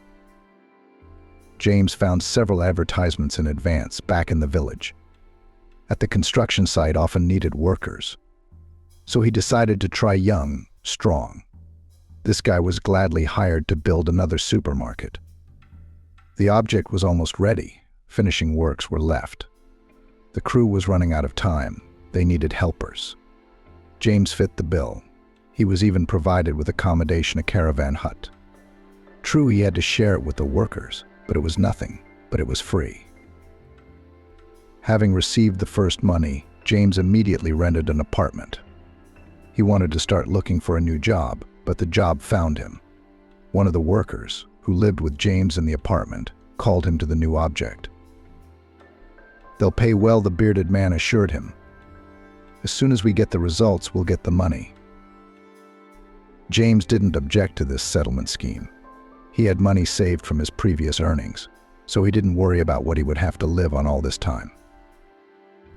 The work was going on, the arguments. James was anticipating that pretty soon he would have some good money. Then he could send some of it to his grandmother. He knew she had debts, borrowing from neighbors to send her grandson to the city. She was afraid to let the guy go without any money at all. Soon he'll pay her back with a raise. She'll be so happy. It didn't work out. This time the owners simply screwed the laborers. Maybe it was the bearded man who took James' money and ran off with it. Maybe he was the cheater, realized James was a naive rookie. It was useless to appeal to the police or the labor inspectorate. No one signed official contracts with the workers. No one would take his word for it. James was in a desperate situation. The money he had set aside had run out. He had no money to pay the rent, and there was almost no money left for bread. James spent days running around the city looking for work. As luck would have it, unskilled laborers were not needed anywhere. And then one day, After another unsuccessful attempt to get a job at a construction site, James wandered towards the bus stop. He was filled with a variety of unpleasant feelings: fear, despair, resentment.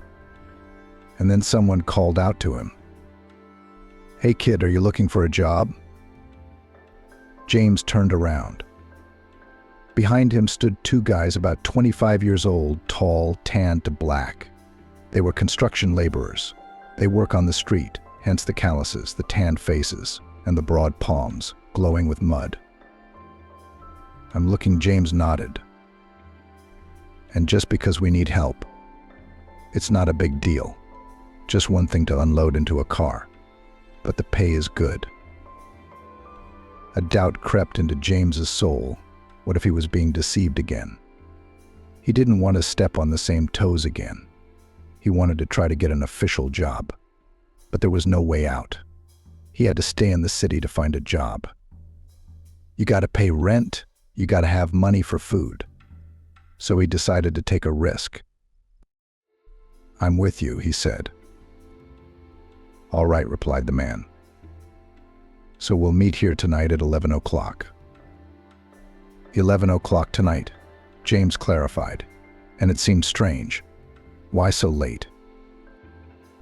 "The owners are leaving late. We'll go in after them, start taking everything out. They don't want to be involved in all this fuss, so they're paying well." James shrugged. The rich have their quirks. "I'll be there," he promised his new acquaintances. James was there at the right time. The guys he'd arranged with were late, or maybe they wouldn't show up at all. James wouldn't be too upset. Sure, he needed the money, but these men looked too suspicious. There was insincerity in them, falseness. James kept thinking they'd cheat him, not pay him, like the bearded man. But the guys showed up a few minutes late, but they came. Or rather, they arrived when an old, broken-down, open-body truck pulled into the parking lot. James didn't even look at it, didn't even think it was after him. But the driver's door swung open, and one of James' daytime companions looked out. "What are you standing there for? Get in. We're already late," he said. James obeyed and got into the seat next to the driver. The other guy was here too. He said a discreet hello and stared out the window again. Unlike his buddy, this second guy was silent and frowning. They drove for a long time, almost an hour, first through the city, then the highway, then a country road. Everything that was happening seemed increasingly suspicious to James, but he realized that at this point there was unlikely to be a quick and easy way out of the case. At best, the two men would drop him off at night without a dime in his pocket somewhere outside the city. At worst. He didn't even want to think about that. The driver was joking now and then, smiling. James had a strong feeling that he was playing the brave guy, trying to seem calm and relaxed, but he was worried. The other was silent, as usual. He didn't react to his buddy's words, just stared at the road. Finally, the truck stopped near a plot of land enclosed by a high fence. The driver opened the gate with a key. James exhaled as long as he had the keys. Then everything was really okay. "You stay in the yard. We're going in the house," the driver ordered. "We'll be handing you the boxes. You put them in the back of the truck. We'll be done in no time." The boys went into the house.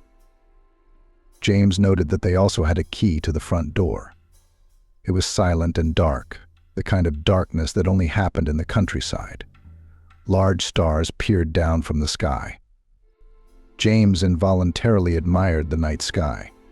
He thought of his hometown. He thought of his grandmother, wondering what she was doing now. Probably drinking tea with Grandma Claire in the cozy kitchen. And old women were always talking about him, about James. I felt like going home to the only person I'd ever known. He wanted to be a little boy again, for whom his grandmother was a loving and all-powerful being. The driver's hoarse voice interrupted James from his pleasant thoughts. "What are you dreaming about? Standing like a pillar. Take the box." James obediently dragged the container into the truck as agreed. The box was heavy, I wondered what was inside: books, dishes, maybe just some household stuff. No sooner had James returned to the front porch than the silence of the September night was broken by the wail of a police siren. The darkness was struck by the glow of a flashing beacon. James had hoped that the police cars would drive past the station to the scene of the accident, but they stopped right outside the gate. What happened next happened quickly. James's brain was fixating on individual frames. Here the garden fills with uniformed men. Some of them rush into the house. Another part starts to search the plot. James is rolled to the ground lightly, as if he weighs nothing. His arms are twisted painfully behind his back. His face is tickled by dry grasses. Sand is stuffed into his nose and mouth. James sneezes once or twice. It's hard to breathe. Someone roughly turns James' face sideways. The boy gulps greedily for air. On the dark womb of a police van, James sits handcuffed on a hard bench. There are uniformed men nearby. The driver and the other guy are nowhere to be seen. They seem to have escaped. That's what James deduces from the scraps of phrases exchanged between the law. Where are your accomplices? James is approached by a stout man in camouflage. Do you know where they went? James shakes his head negatively. He wants to explain to these people that those who ran away are not his accomplices, that they met for the first time only this morning, that these guys just offered him a job, and James needed the money. But James doesn't say anything. First of all, they're not likely to believe him. The guy replayed his speech in his head and realized it sounds very improbable. Secondly, his tongue became alien from fear, as if it were too big and clumsy. And my mouth was dry. He was very thirsty, but James didn't dare to ask the policeman for water. Do you even know whose cottage you are going to rob? The man in the camouflage turned to the terrified boy again. Samantha's attorney. The summer house. I'll give you assholes the full program now, said the man in camouflage. Then James was interrogated. The investigator, a middle-aged man with a tired, angry look, asked him questions like a hardened criminal. James told the truth. He wasn't believed, of course. Who would have doubted it? The two men had escaped, gone into hiding. They were being searched for. James had assumed that the cops wouldn't succeed. Now, he was sure he'd met experienced criminals. They'd probably get away with it. But what would happen to him? James was sent to the holding cell until morning. Black cell, hard bunks, a very special, indescribable odor. A calm and silent neighbor who didn't even ask what James was in jail for. All day long, the big, scowling man lay on his shelf and stared at the ceiling. Sometimes he would be taken somewhere, and then James would be alone. It turned out that the truck the thieves had come to get him in had been reported stolen. They decided to pin it on James, too. There was no use explaining to the men in uniform that James couldn't drive a car. I haven't had time to learn. I don't even have a license. It's easy to check, he said. We've got half the country driving without a license. That's not a handicap, he replied. The trial was held unexpectedly quickly. Only a few days after the arrest, the grandmother was present at the hearing. She had been informed in time. James didn't expect to see her. He was in the defendant's seat. All the evidence was against him. He was ashamed to look his grandmother in the eye, even though James realized that he was not guilty of anything. But his grandmother doesn't know. She must think he's a criminal.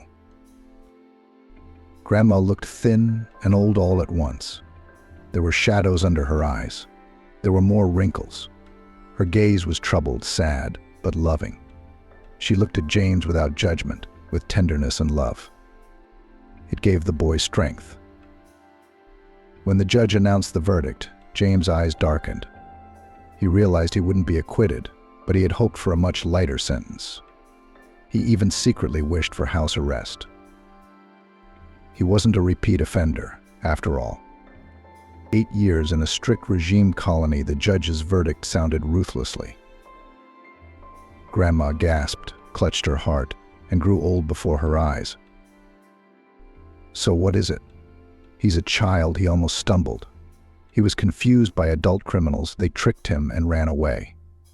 It's clear as day, she wailed. And James went to a colony in another region. The long gray days dragged on like twins. Wake up, a meager breakfast, work in the industrial zone, a walk in the cramped prison yard, sometimes searches and inspections. Lunch, dinner, periodic medical examinations. Occasional holidays for the prisoners. The dreary monotony, the peculiar odor, the filth, the despair, the fear. James was always lucky with his neighbors. They were much more human than the guards. Each had his own complicated fate. James, as the youngest, was even pitied in his own way. They realized that it was bad luck for a young, naive boy to meet dangerous people on his way. James now had a lot of time to think. He was going through his universities, getting to know people, getting to know life. Now the guy was clearly realizing how naive and stupid he had been. James wouldn't fall for such a trick again. He'd do things differently. But you don't fight back. Sometimes James had a visit from his grandmother. Each visit, James noticed new wrinkles on her face. The boy was getting older, and his grandmother was getting older. James knew that she now had heart problems, and he realized who was responsible for the illness of his own.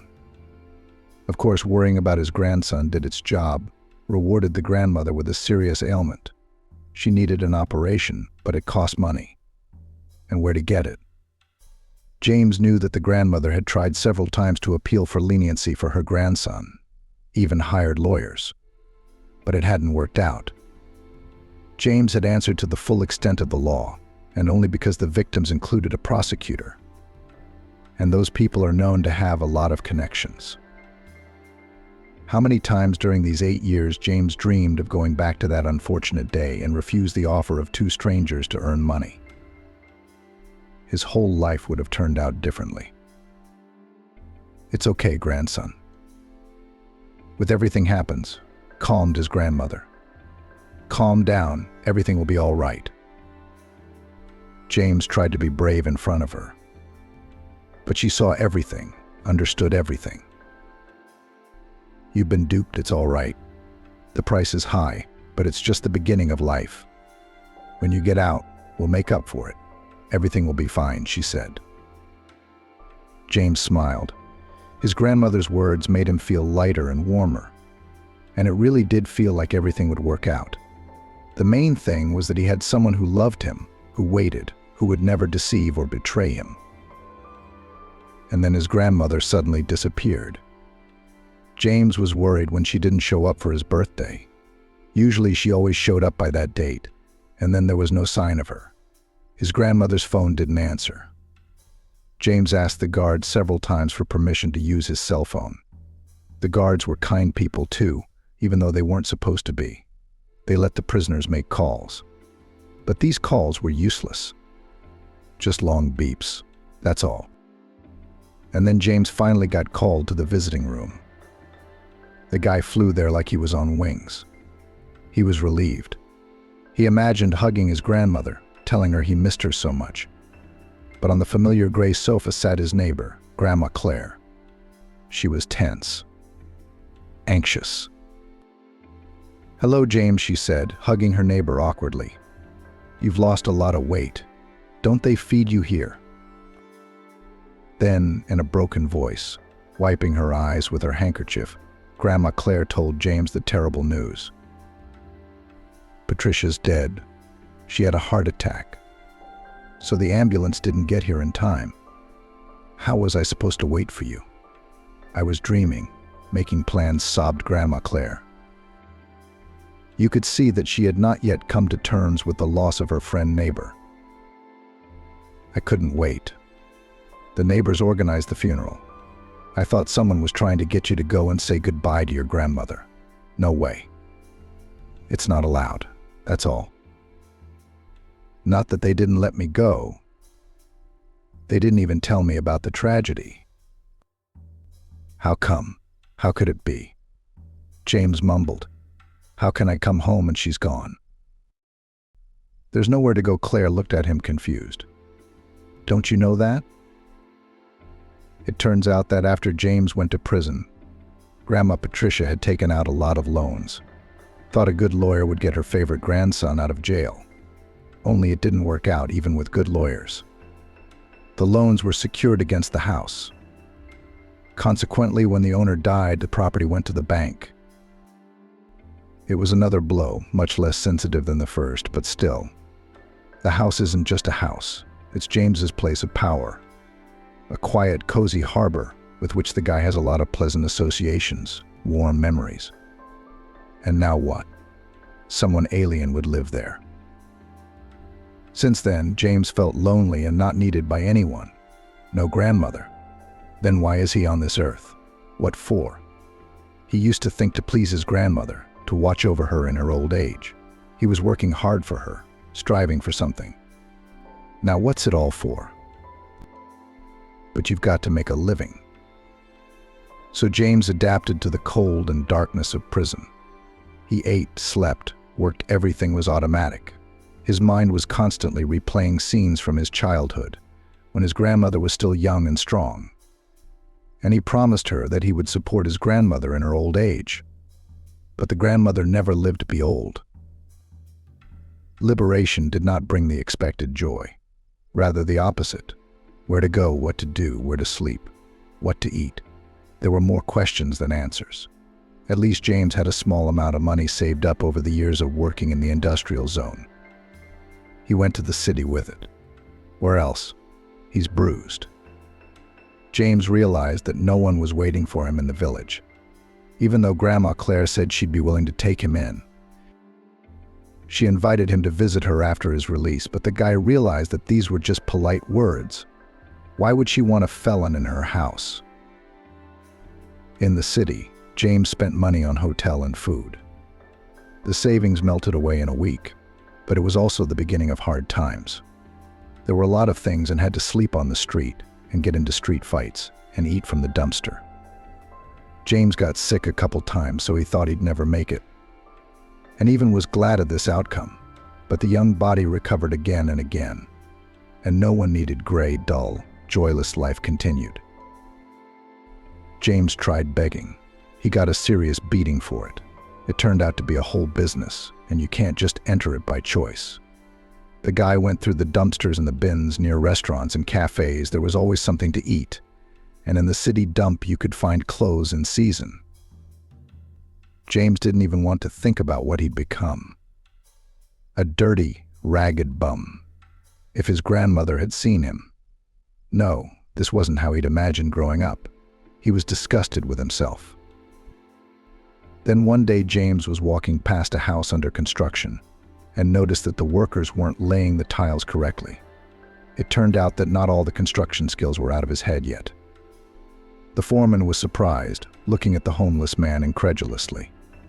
Then followed his advice, appreciated the result, smiled, and the unbelievable happened. James was offered a job. Of course, he jumped at the opportunity. The foreman's name was Henry. He had his own small construction company. The guys were engaged in minor repairs, construction of small buildings, and the crew needed some smart guys. So James got a job. The pay, of course, was not much, but the man was happy about it. After so many years of hunger and wandering, a permanent job seemed like a gift from fate. Henry appreciated James for his diligence and dexterity. Over time, he learned the young man's story and helped him settle into life a little. For example, he told him that it was not necessary to rent a whole apartment or live in a hotel. It was too expensive. It is much more profitable in James's position to sleep in a hostel. It turns out that in the city there are such budget lodgings, huge rooms filled with bunk beds. To rent a place for the night in such an establishment cost a penny. Now James was falling asleep in a warm bed. Dozens of neighbors snored around him, but that didn't bother the man, who was used to much harsher conditions. James had a job to do. He no longer slept outside, and Henry had become something of a mentor to the man who'd been thrown to the wayside, helping him with paperwork, big purchases, hospitalizations, and so on. Henry advised James to start saving for his own place. You can't stay in a hostel forever. A man needs his own place, even if not a luxurious apartment, but at least a small one on the outskirts, so that there was a place to lay his head. And James began to save little by little, month by month. The man always kept his savings with him. He made a secret pocket in his shirt. When Henry found out about it, he grabbed his head. Are you out of your mind? Who does that? How? James didn't understand. Where am I supposed to leave them? Like burying a treasure in the ground in the woods? Not as treasure, but as a deposit. You and I are going to open a bank account. James was afraid to entrust his hard-earned money to a bank. He'd been cheated many times in his life, and brutally so, but Henry convinced him. And now homeless James even had his own account. The man funded it with regularity. The numbers kept climbing. Someday James would be able to realize his dream and buy a house or an apartment. Living in a hostel had its advantages. James often met a variety of people. Amazing fates, sometimes complicated, sometimes even scary. Lots of different stories. People in the hostel were like fellow travelers on trains, generously sharing details of their life stories with each other. It was fascinating. James regretted that he'd never learned to read and write. If he had been able to write well, he would have published a thick collection of stories. People would be interested in reading about the lives of others.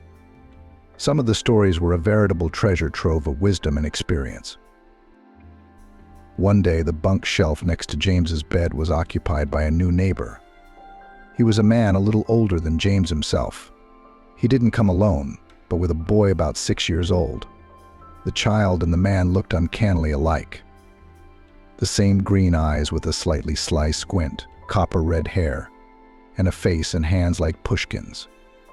It's clear at once father and son. Henry and Louis is small. Louis, like most of the hostel's permanent residents, had a hard history with these people. James recognized it around the third, fourth day of being neighbors with a red-haired couple. Henry, much like James, had grown up in the village. He had been raised by his mother. The man never knew his father. They lived poorly, but they didn't starve. There was always food in the house. His mother worked, Henry studied, tried hard. He had a dream of becoming a lawyer. It seemed to the boy that people in this profession are practically heavenly.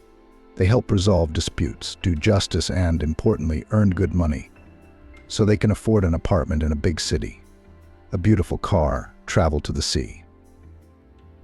You see, I wanted to take my mother to the sea, Henry told James in a confidential whisper. The lights were off in the room. There was the sound of snoring coming from the many bunks in the hostel. Little Louis was asleep too, curled up under the blanket. Henry and James were having a conversation. A pleasant, almost friendly conversation. James told his neighbor about his fate. It happened by itself, simply and naturally.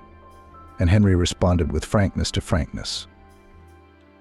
Henry realized that it was hard for his mother to carry him alone.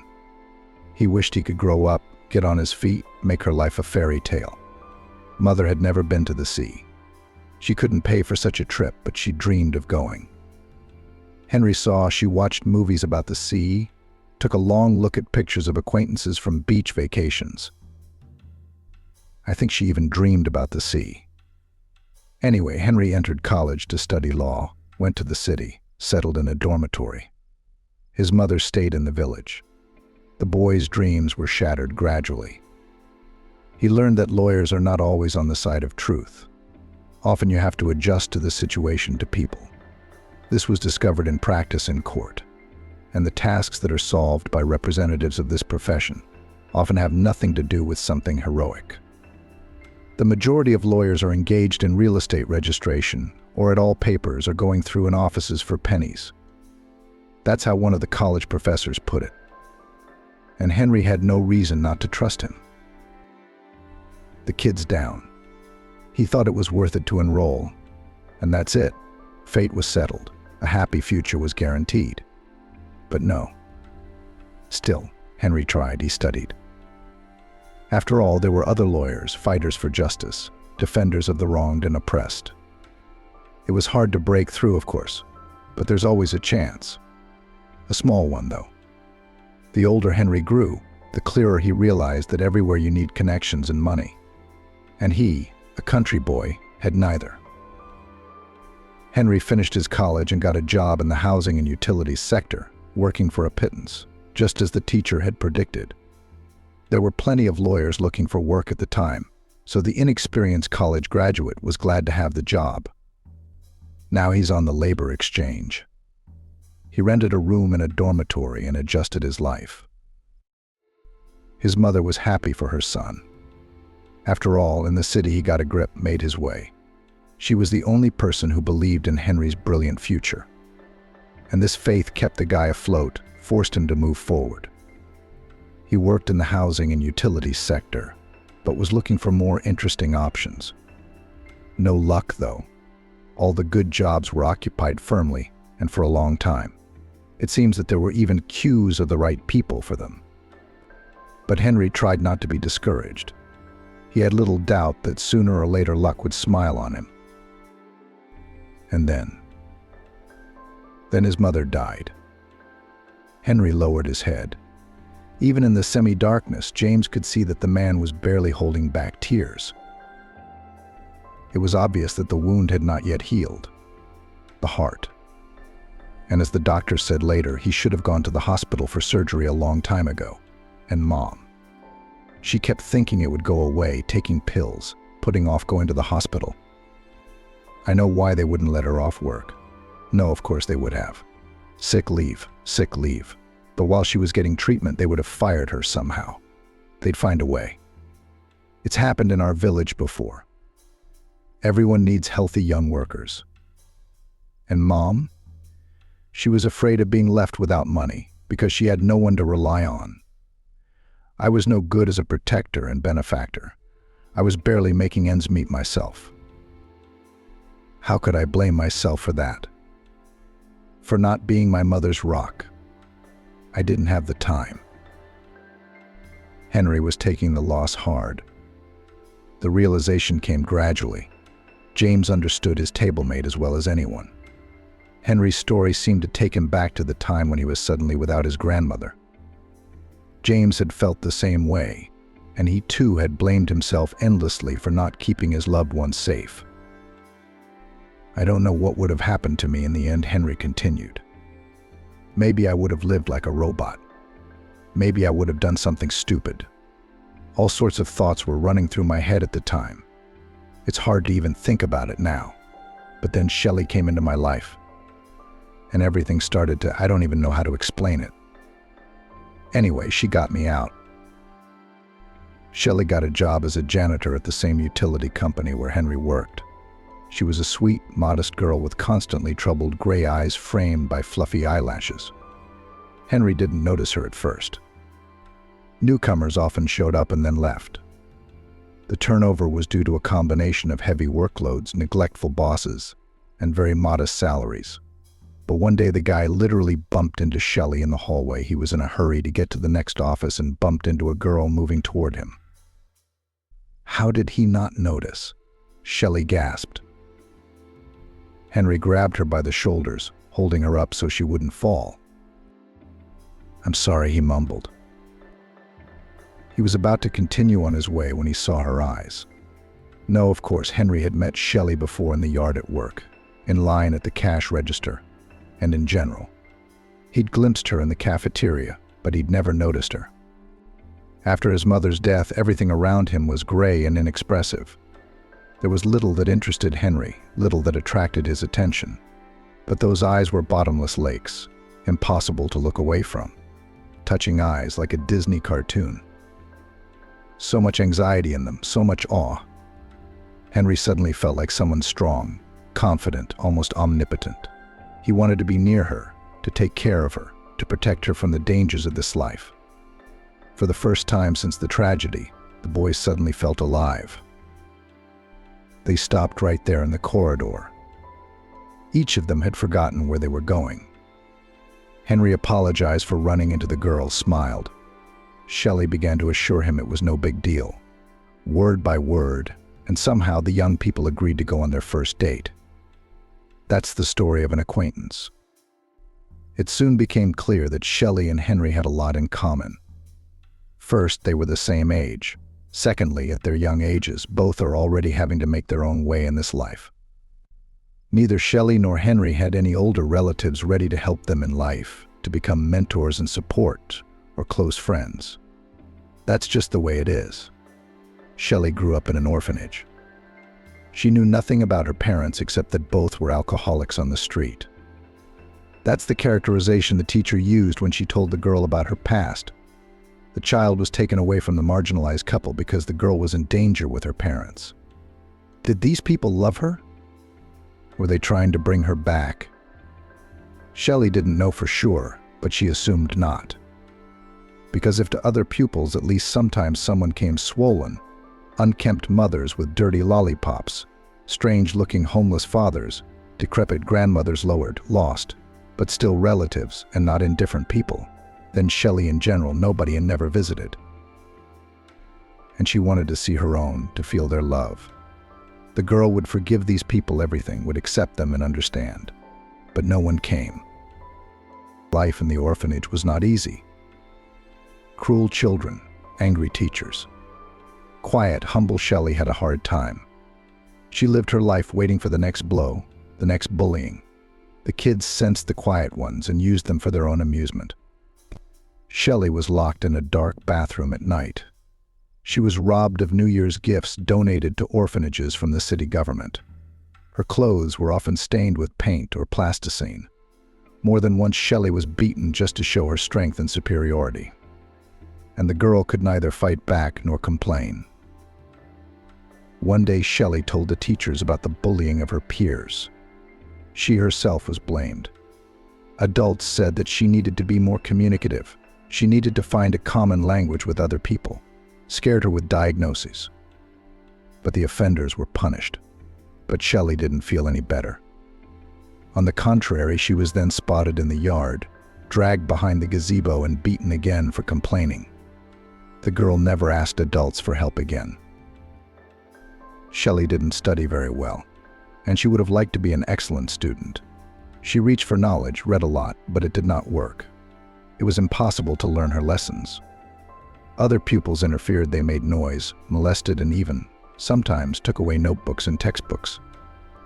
In the orphanage, striving for knowledge and diligent study was considered something shameful. Shelley was called a nerd. Bookworm was demeaned. In general, no one in the orphanage really studied, and the teachers gave lessons for a tick. Once Shelley even heard a conversation between teachers. The math teacher contemptuously threw the teacher of Russian, "Why are you prostrating yourself in front of these morons? They won't be of any use anyway.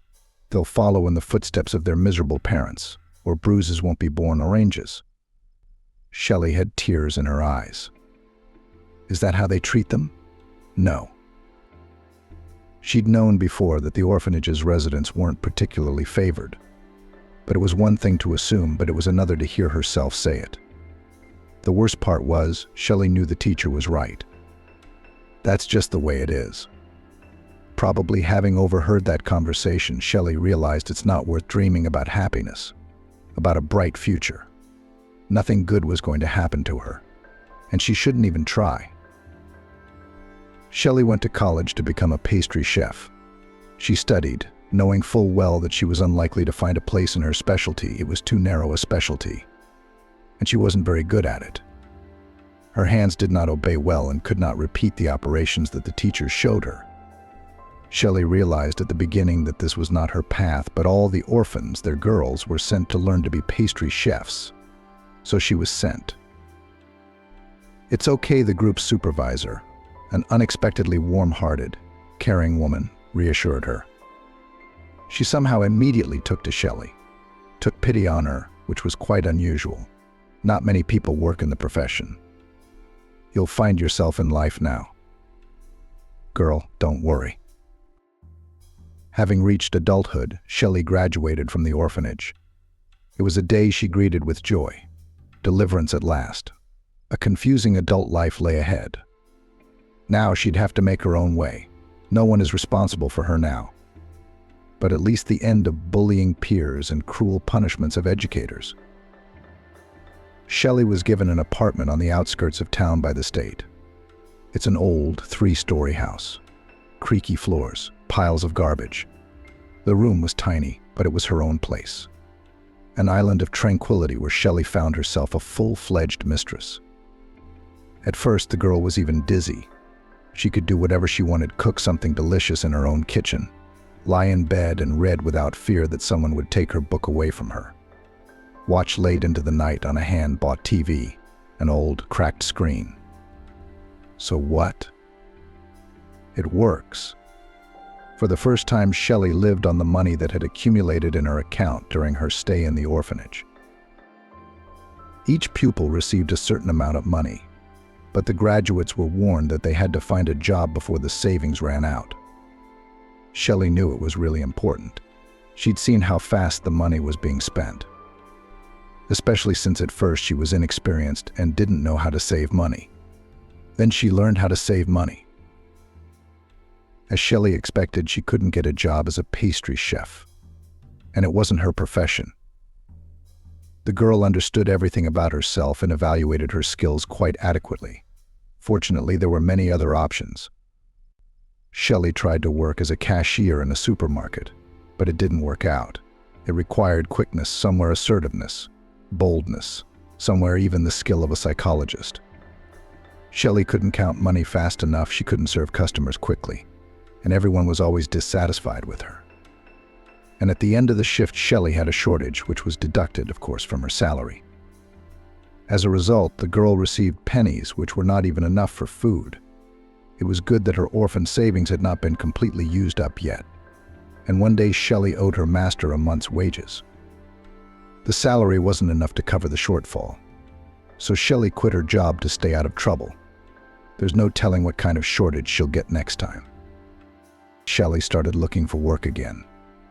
Now her situation was desperate. She had no money at all.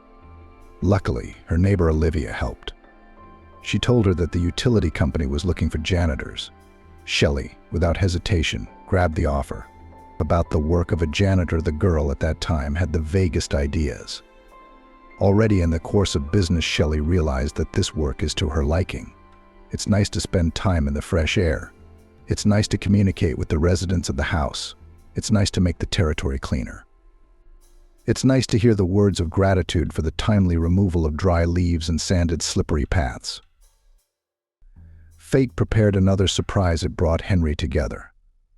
Young people who were all alone in the world suddenly found each other, and it was happiness for both of them. Henry and Shelley didn't meet for long. A couple of months after they met, they had already formalized their relationship and started living together in a small apartment. Shelley was happy to have Henry's hand as a man, and the house became even cozier and more comfortable. The young husband had split the ceilings, painted the walls, fixed a long leaking faucet, even replaced the wiring. He loved fixing up their dwelling. Shelley took care of Henry, cooked him delicious lunches and dinners, ironed his shirts, and most importantly, was interested in how his day was going. Perhaps that was the most enjoyable part. Both Shelley and Henry felt important, needed, loved. Now they were not alone on the entire planet. Life took on a whole new color. And then a wonderful thing happened. Shelley told her husband that she was expecting a child. The couple didn't seem to be planning an heir so soon, but the news made them both happy, of course, and it was scary how they would cope with the baby. They do not have anyone who would help, who would prompt, and whether they have enough money for such a luxury. And yet joyful emotions clearly prevailed in the range of stormy feelings of the future parents. Henry took a risky step. He quit his job at the housing and utilities company, which paid pennies, and got a job as a lawyer for a private lawyer. The latter offered him a much more respectable salary, but also more work. He had to study a lot, to understand the nuances of complicated cases, to sit in the office late into the night. Henry did it so that Shelley could quit her job. He rightly believed that the physical labor of janitorial work could be bad for the pregnancy. The man's salary was now quite high, but he was a private citizen whose business had its ups and downs and was sometimes jeopardized. Still, Henry didn't regret his decision. Shelley settled down at home and took over the household. Both spouses looked forward to the arrival of the baby, and then he was born small, warm, shrieking from the first days, looking remarkably like his father, the same green eyes and red hair. Shelley and Henry melted into the care of the baby. The boy was named Louis. Shelley had decided that. It was the name of one of her favorite book characters. Henry didn't mind Louis, a wonderful name. It turned out that a baby was really quite expensive: diapers, special food, clothes that the baby grew out of lightning fast. Not to mention medicines, strollers, cribs, toys. Henry was getting by. He worked hard just so his family wouldn't need anything. They had food, they had necessities, they paid their rent. Of course, the young family couldn't afford anything extra. Trips to the sea, dinners in restaurants, expensive gadgets, all this was still inaccessible. But the spouses were not discouraged. It seemed to both of them that everything was still ahead of them. Shelley was busy with the baby in the house. Henry was working, and all would have been well, except that with Louis' arrival, Shelley's cramped apartment had become a mess. Not only did the number of tenants increase, but also the amount of stuff. Soon the couple realized they needed to expand. Louis was growing up. He needed more and more space, ideally his own room. A studio apartment would do, but then at least it would be newer and more spacious. And the family didn't particularly like the neighborhood. School and kindergarten were far away. The nearest bus stop was also about a 15-minute walk away. That's okay in the summer, but in the winter, it's a long walk. So Henry and Shelley thought about it and decided they needed a mortgage. The money for the down payment could be obtained from the sale of Shelley's cramped old apartment and Henry's country house, inherited from his mother. Of course, it was a risky endeavor, losing the whole place and going into debt all at once. But Henry had a good salary at the time.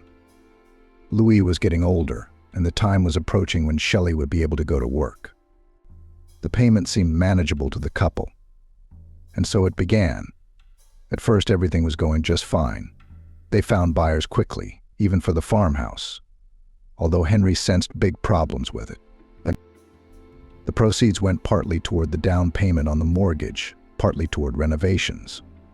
Shelley and Henry took a spacious one-bedroom apartment in a new neighborhood, bright, clean, and no one had ever lived in it before.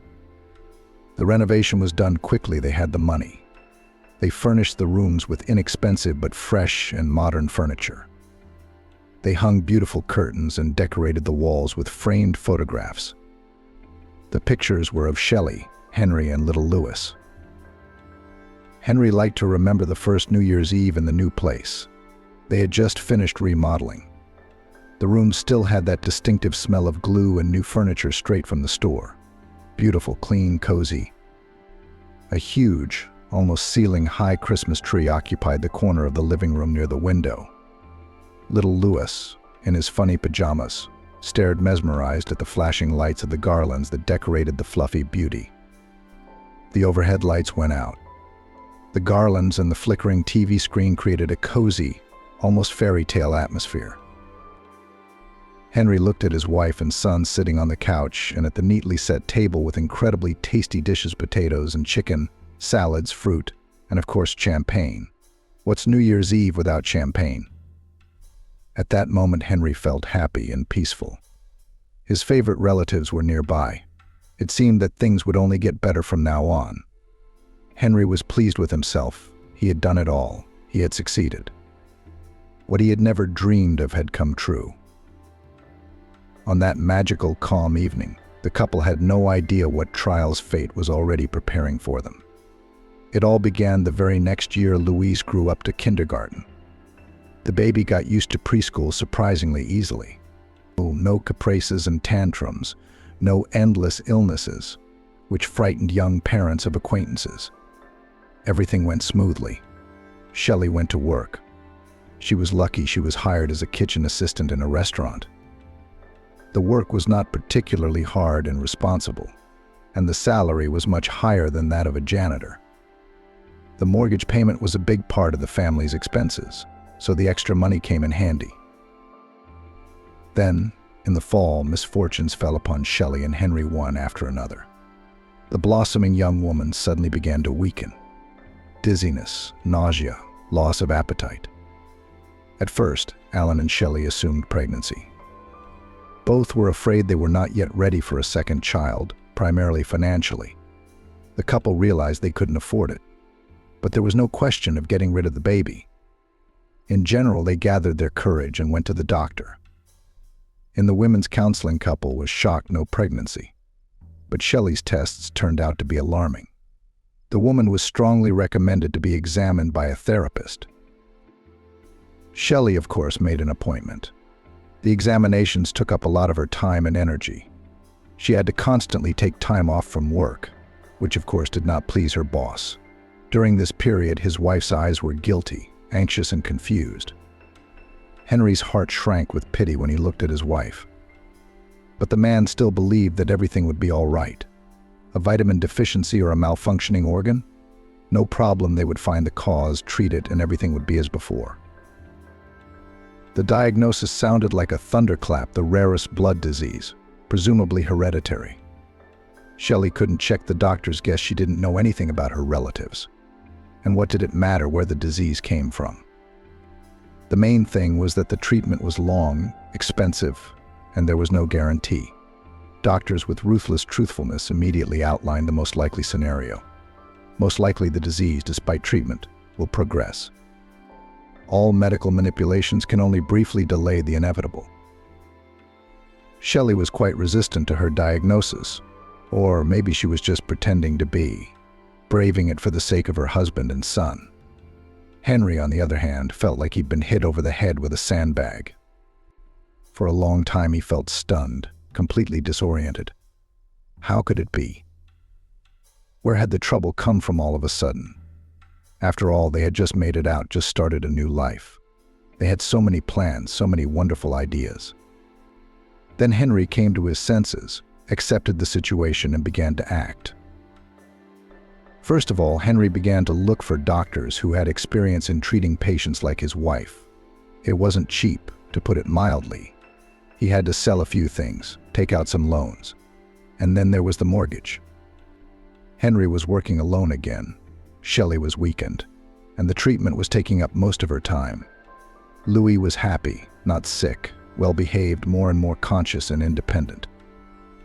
He understood that Mom was sick, Dad had to work a lot, and learned to serve himself, to dress, cook breakfast, make sandwiches.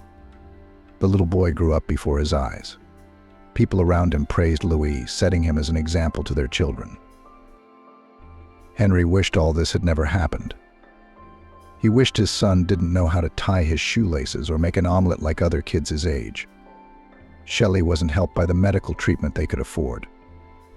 The family went into debt, but it was all for nothing.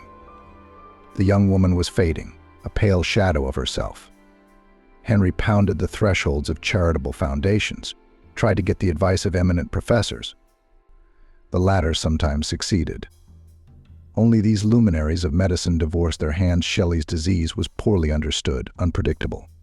No one knew how to help the young woman. Conventional treatments had little effect on her. Eventually, Shelley was admitted to an inpatient hospital. At that point, she had been sick for about 3 years. The woman couldn't even eat anymore, she was so weak. Henry prepared for a long struggle, even found a nurse who would take care of his wife more carefully for a fee. It didn't work. Shelley didn't live 24 hours after she was admitted to the hospital. Henry couldn't believe what had happened. He was once again experiencing a terrible, unfair loss. The situation was made worse by the fact that the man was now responsible for more than just himself. He had a son. And Louis somehow had to explain that his mother was gone. And then another blow, Henry lost his job. The law firm where he'd worked for the last few years went bankrupt. The owner of the company was always on the edge, taking risks for big profits. so he miscalculated one day. So Henry was also out of a job. After all, during Shelley's illness, the family had accumulated a lot of debts, and the mortgage payment was a heavy burden. Henry found a new job. It paid much less, but there was no other way out. It's not easy to get a good job. That time Henry was lucky to find a high-paying job, or unlucky because his earnings were so unstable. The man worked in the office during the day, and in the evenings he worked part-time. He would help unload a truck at the store, or take part in repairs. Luis was left to his own devices all this time. He did not complain. The boy could always occupy himself. Louis liked to draw. He would take pencils or paints, a sheet of paper, and as if he was disconnected from reality.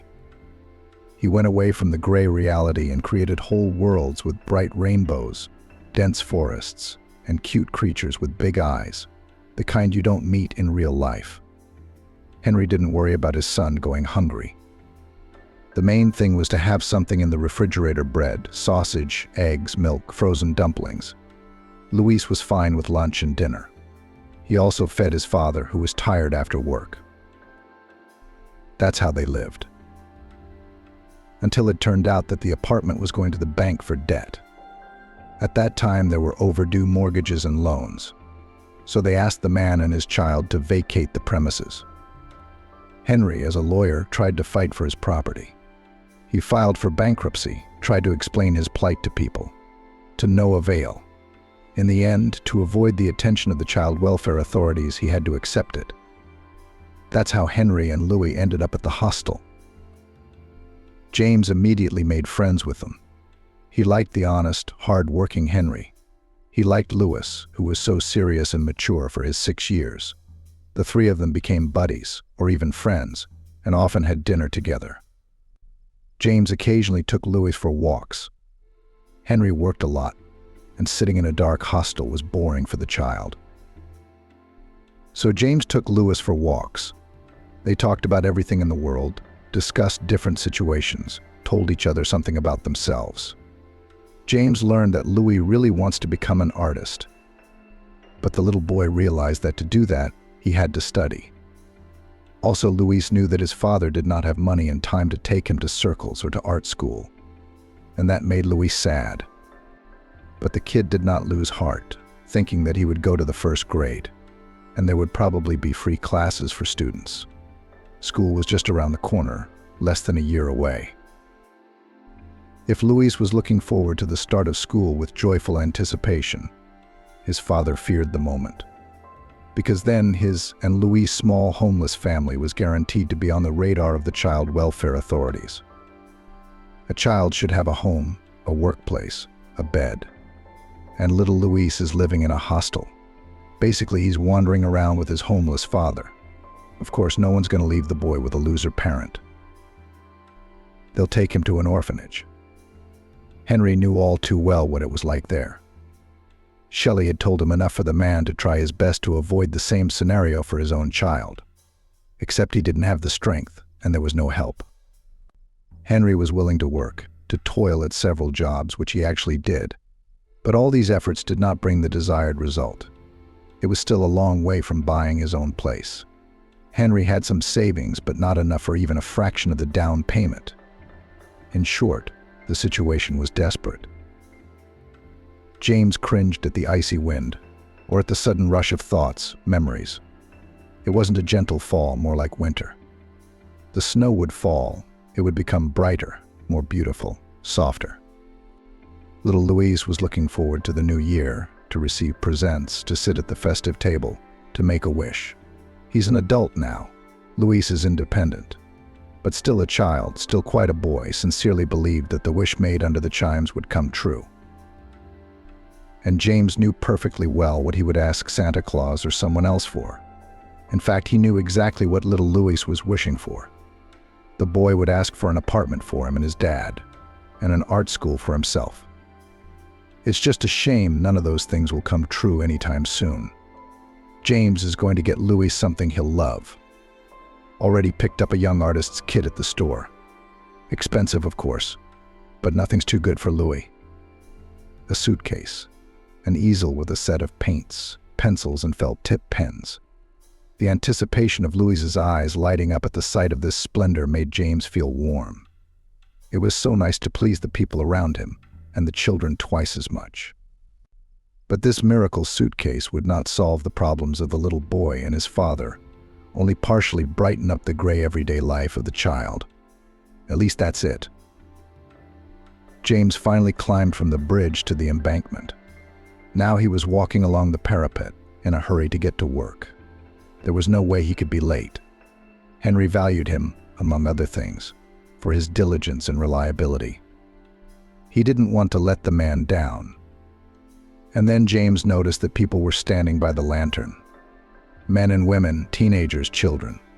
They were talking excitedly, some were making phone calls, some were filming something on their phones. James followed the gazes of these people. He was stunned. He had never expected to see such a thing. In the dark waves of the wide river, 50 meters from the shore, there was something, or rather, someone.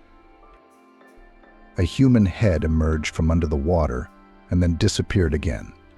This someone was drowning. He had no strength left. There was no time to speculate about how the man had gotten into the river at a time like this.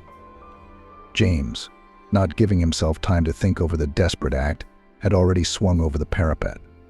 The man sped across the strip of beach, sand packed into his sneakers, rolled up his pants. The man ran to the water's edge, threw off his jacket, sweater, shoes. It's all heavier. In the cold waves of the river, it would be extra ballast. James was an excellent swimmer. The river was very close to his village. As a child, he used to spend days there with the local boys, swimming and diving and just splashing and frolicking. James, at 5 or 6 years old, felt like a fish in water. Such a pun. But of course, the man never went into the river in this weather. Cold wind and a strong current. And he'd never rescued a drowning man before. But James realized that if he didn't try to pull this man out, no one would help him. And then how to live with it. He had to at least try. The man very well imagined now the despair of a drowning man. There are so many people around, but they are all just watching. Someone's calling the rescue team. Will they make it in time? It's a matter of seconds. The icy water burned his feet. James shivered, but stepped forward. He knew it would be cold at first, and then his body would adapt. And so it did. And now the man is already approaching the drowning man with powerful rows. It is hard to swim strong current, wind, and there is a lot of garbage in the water. Some branches, snags, tina, elderly fangs of algae. James had less and less strength, but he could see his goal. A head of dark hair, he was close enough to get a good look at the person. It appeared to be a young girl, or even a child. Pale face, eyes black with despair and horror. The drowning woman was struggling for life with her last strength. She must have been a good swimmer, or she would have gone under long ago. But in any case, if James didn't hurry, she would. Finally, the man was close by. He swam up behind the girl. A needed knowledge rose from somewhere from the depths of memory. Drowning people in a desperate attempt to survive are even capable of drowning their saviors. That's why James kept his distance. Good thing the girl had long hair. James grabbed hold of it and swam to the shore. The girl felt help coming. At first, she wanted to reach for James to claw at him, but he wouldn't let go. Then the girl sort of realized what was happening, even relaxed a little and let herself be pulled out. Yeah, she wasn't going to be able to handle the current alone. The girl seemed very thin, almost transparent. Already on the shore, silently looking into the face of her rescuer, the poor girl lost consciousness. Here they were already waiting. Someone wrapped James in a plaid. Someone else covered the girl. An ambulance siren wailed in the distance. The man looked around and realized everything was going to be okay now. Only then his hands trembled, and for some reason his teeth chattered. Whether it was the cold or the fear, James had almost lost the girl, and he might not have made it out at this water temperature. The focus of everyone's attention shifted to the girl.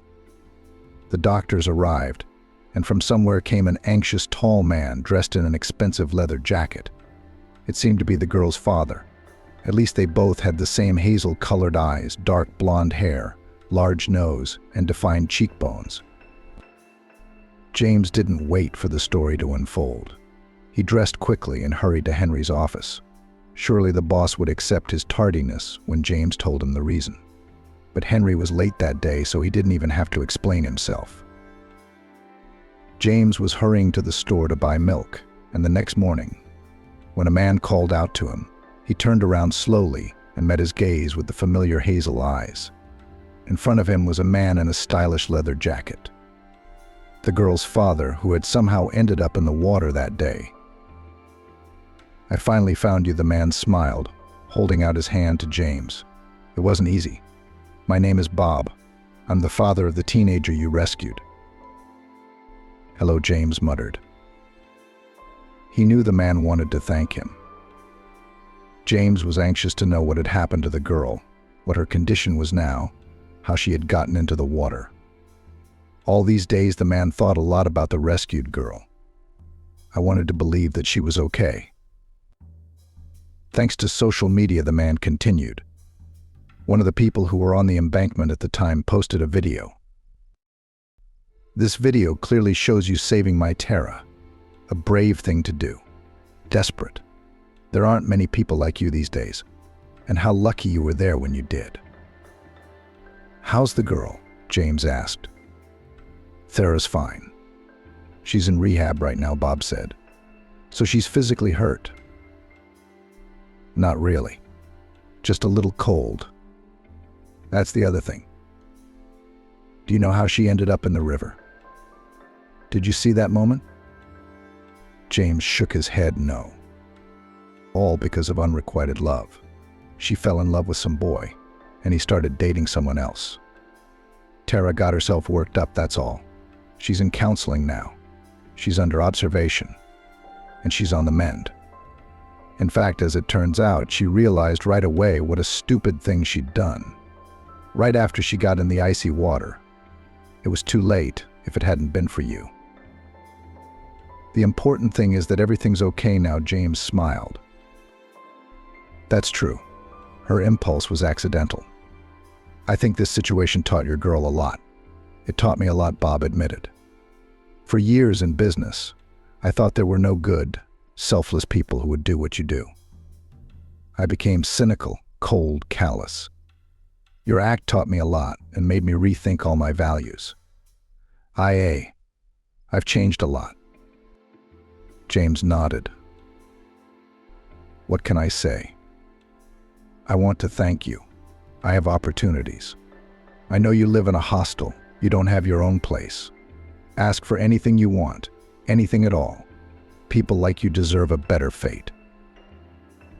James thought for a moment. He remembered Henry's worried eyes when he received his notice from the guardianship authorities, and he remembered little Louis talking excitedly about his dream of becoming an artist. "My life suits me just fine," James said at last. "But there is one person, a little person, who could use your help." He smiled and spread his arms out to catch the boy, hugging him as he liked. "I won first place in the town drawing contest with my drawing of space. Remember I showed it to you?" "Of course I remember." "I told you this would happen," Henry answered. They agreed to go for a walk in the park that Sunday afternoon.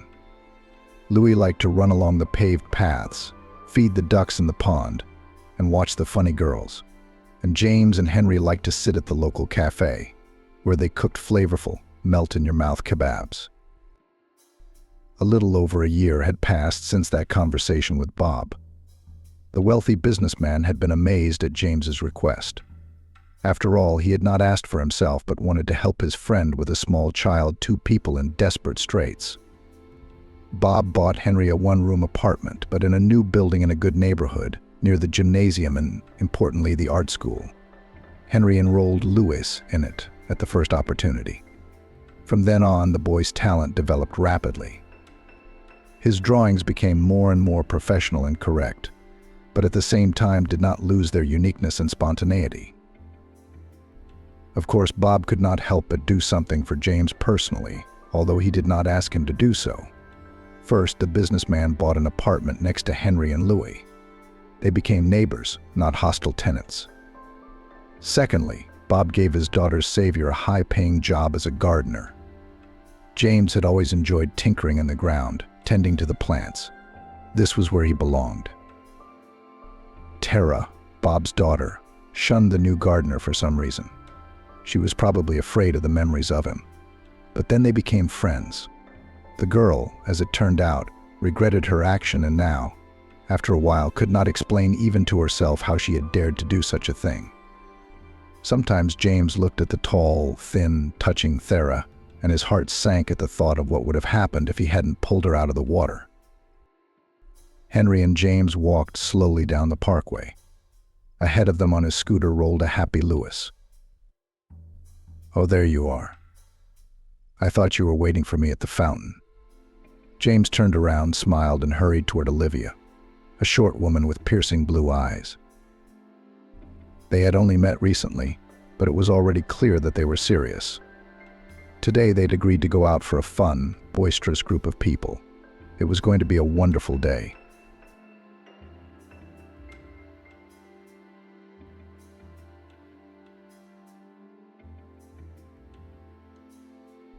Two women were returning from the store with heavy bags. They lived in the neighborhood, and it was a long walk from the store. But that didn't upset the neighbors, who were known in town as Mrs. Jessica and Mrs. Carolyn. They had much to discuss. Mrs.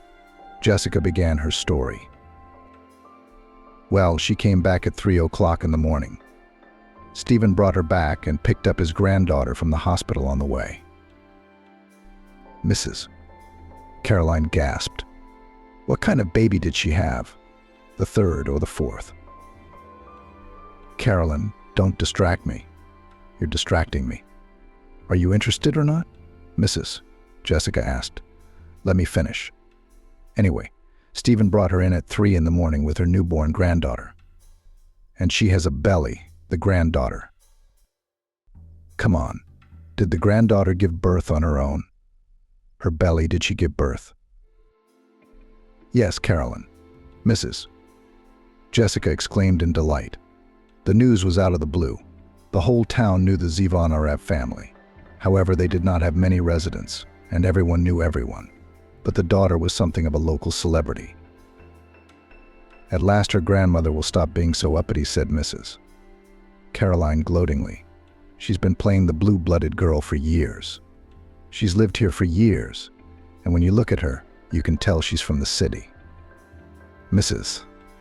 Jessica laughed. You don't say. She's been walking around town all her life, sticking her nose up, like she's better than us, and she's got a granddaughter herself. Didn't she leave to go to college, to study veterinary medicine? So we learned. The neighbors laughed again. Who's the father, Mrs.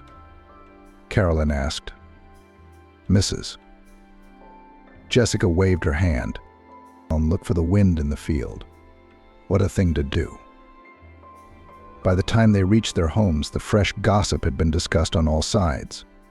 But the women already knew that as soon as they got home and put the groceries they had bought on the refrigerator shelves, they would each pick up their cell phones and start calling everyone they knew. So soon the whole town would know about it.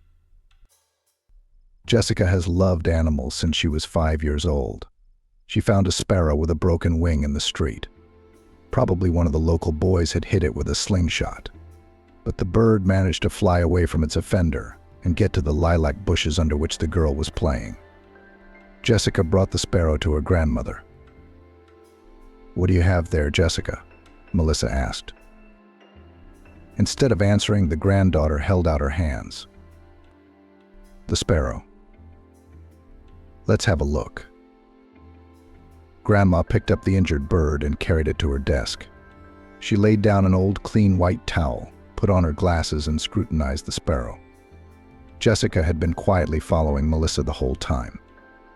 She knew her grandmother wouldn't send her away, but she didn't want to disturb her. Aren't you afraid?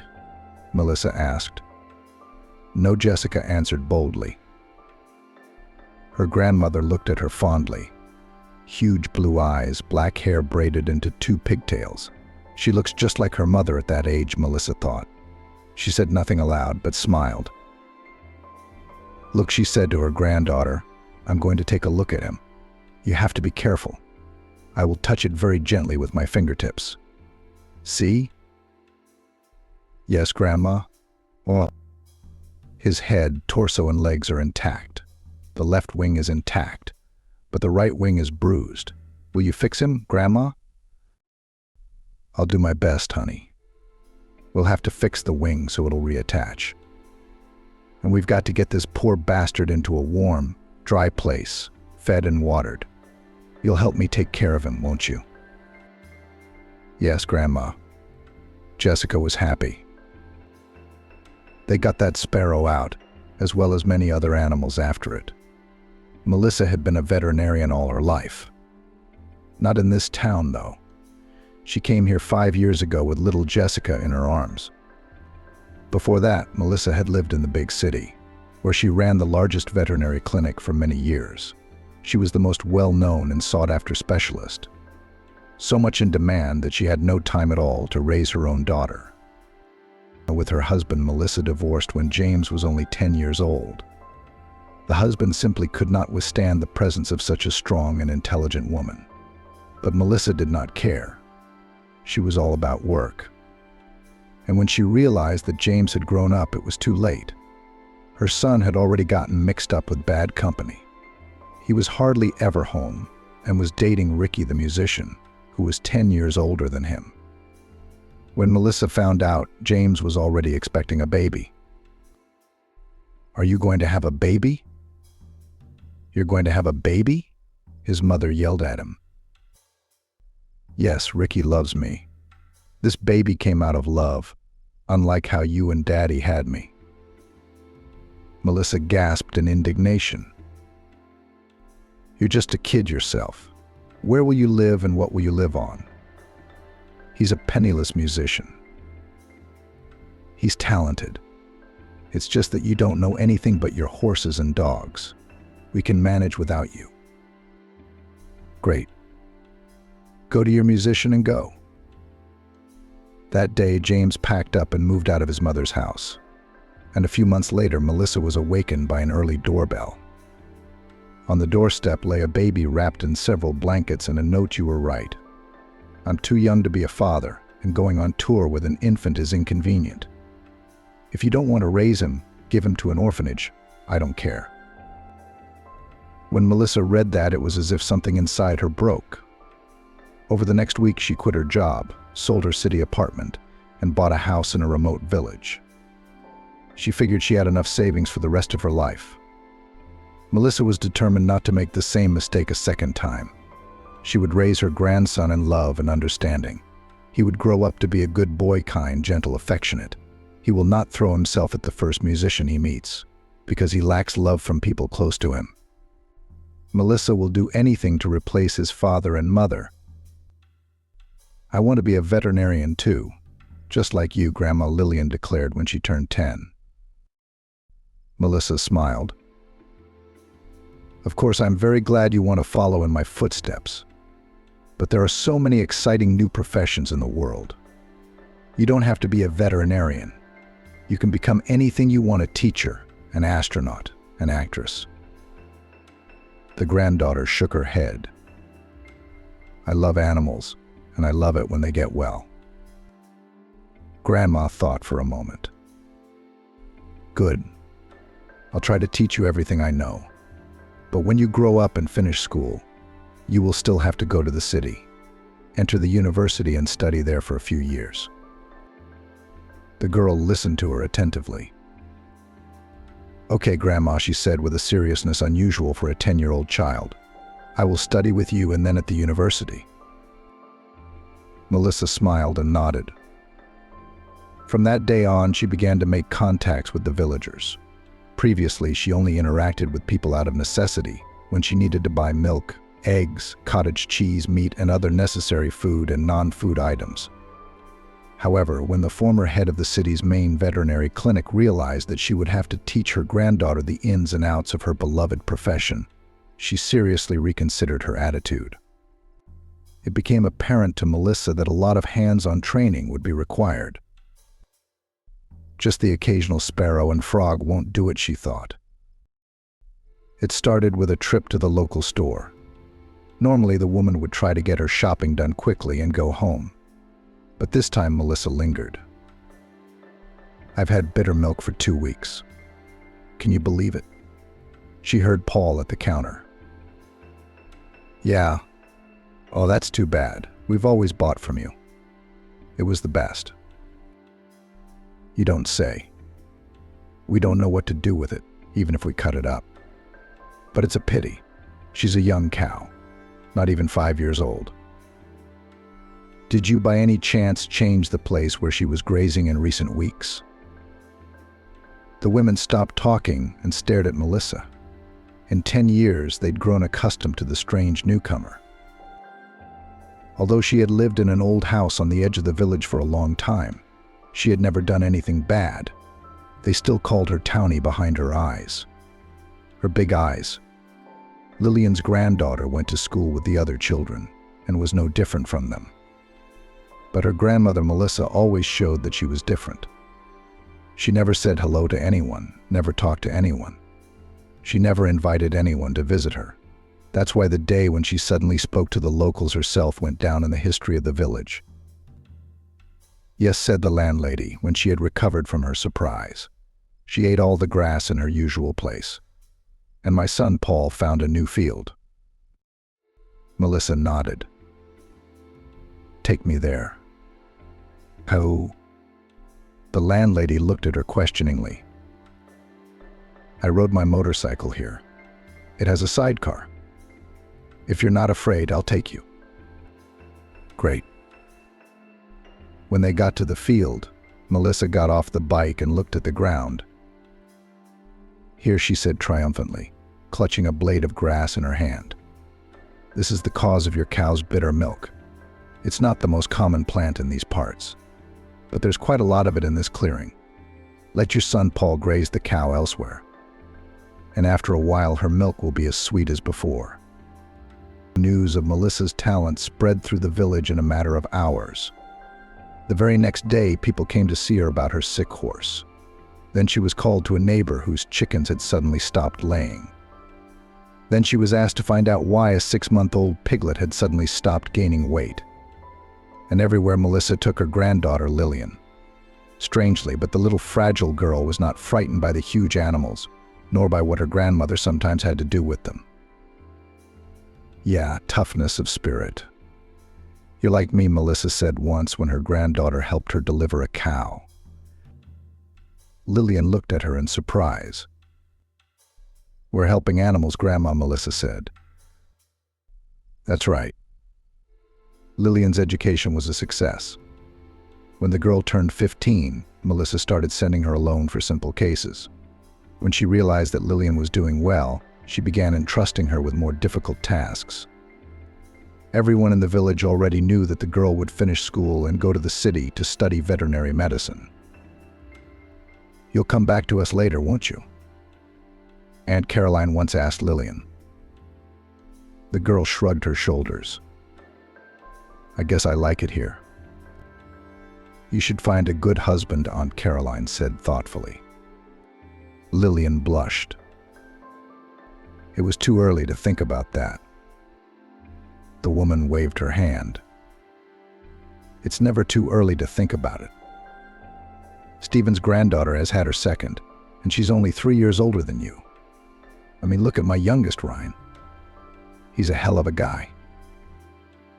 Lillian didn't bother to say that he was famous for his promiscuity and even more for his bragging. "I'm just thinking about school for now," she said firmly. "Well, you're just like your grandmother," sighed Aunt Caroline. "Stephen's been trying to hit on her for 2 years now, and she's still not getting it. They're such a loving family." Lillian thought, but didn't say anything out loud. Even though both Melissa and her daughter were respected in the village, they were still not considered completely their own. Good vets help everyone, but they keep to themselves. Melissa doesn't like to receive guests, and Lillian is unapproachable to the village boys. So what if she's a pretty girl? No, she's a pretty girl. Of course, fragile as a reed. Big blue eyes, long black hair, thick, fluffy eyelashes. But is it really worth it to play hard to get? Lillian walked to the store. Of course, it wasn't healthy to carry heavy things when you were 9 months pregnant, but they were almost out of food at home. And Grandma hadn't been feeling well lately. Age was taking its toll, after all. Of course, Lillian noticed how curious the villagers looked at her. The way the women smiled wryly when Lillian entered the store. They whispered as if she couldn't hear anything. Lillian didn't react in any way. A loaf of white bread, please, she said to Aunt Patricia, the perky little clerk who had worked in the store as long as Lillian could remember. Is she pregnant? Said Aunt Patricia. What else? A pack of matches, a pack of butter, macaroni and oatmeal cookies. I'll be right there, baby. How are you doing? Baby? Aunt Carolyn's voice came from behind Lillian. I'm fine, Lillian answered calmly. How's school? The woman's voice was clearly sarcastic. I'm a correspondence student. It's fine, Lillian replied calmly. Oh yeah, who's the father? Daughter. Aunt Jessica couldn't take it anymore, she said. Thank you, Aunt Patricia, goodbye. Lillian handed over the money, took her shopping and left. She didn't dignify Aunt Jessica with an answer. What kind of girl doesn't want to come clean? Playing the innocent. We all know she's promiscuous, Aunt Carolyn said at her. Aunt Jessica shrugged her shoulders. What about me? Has everyone seen her?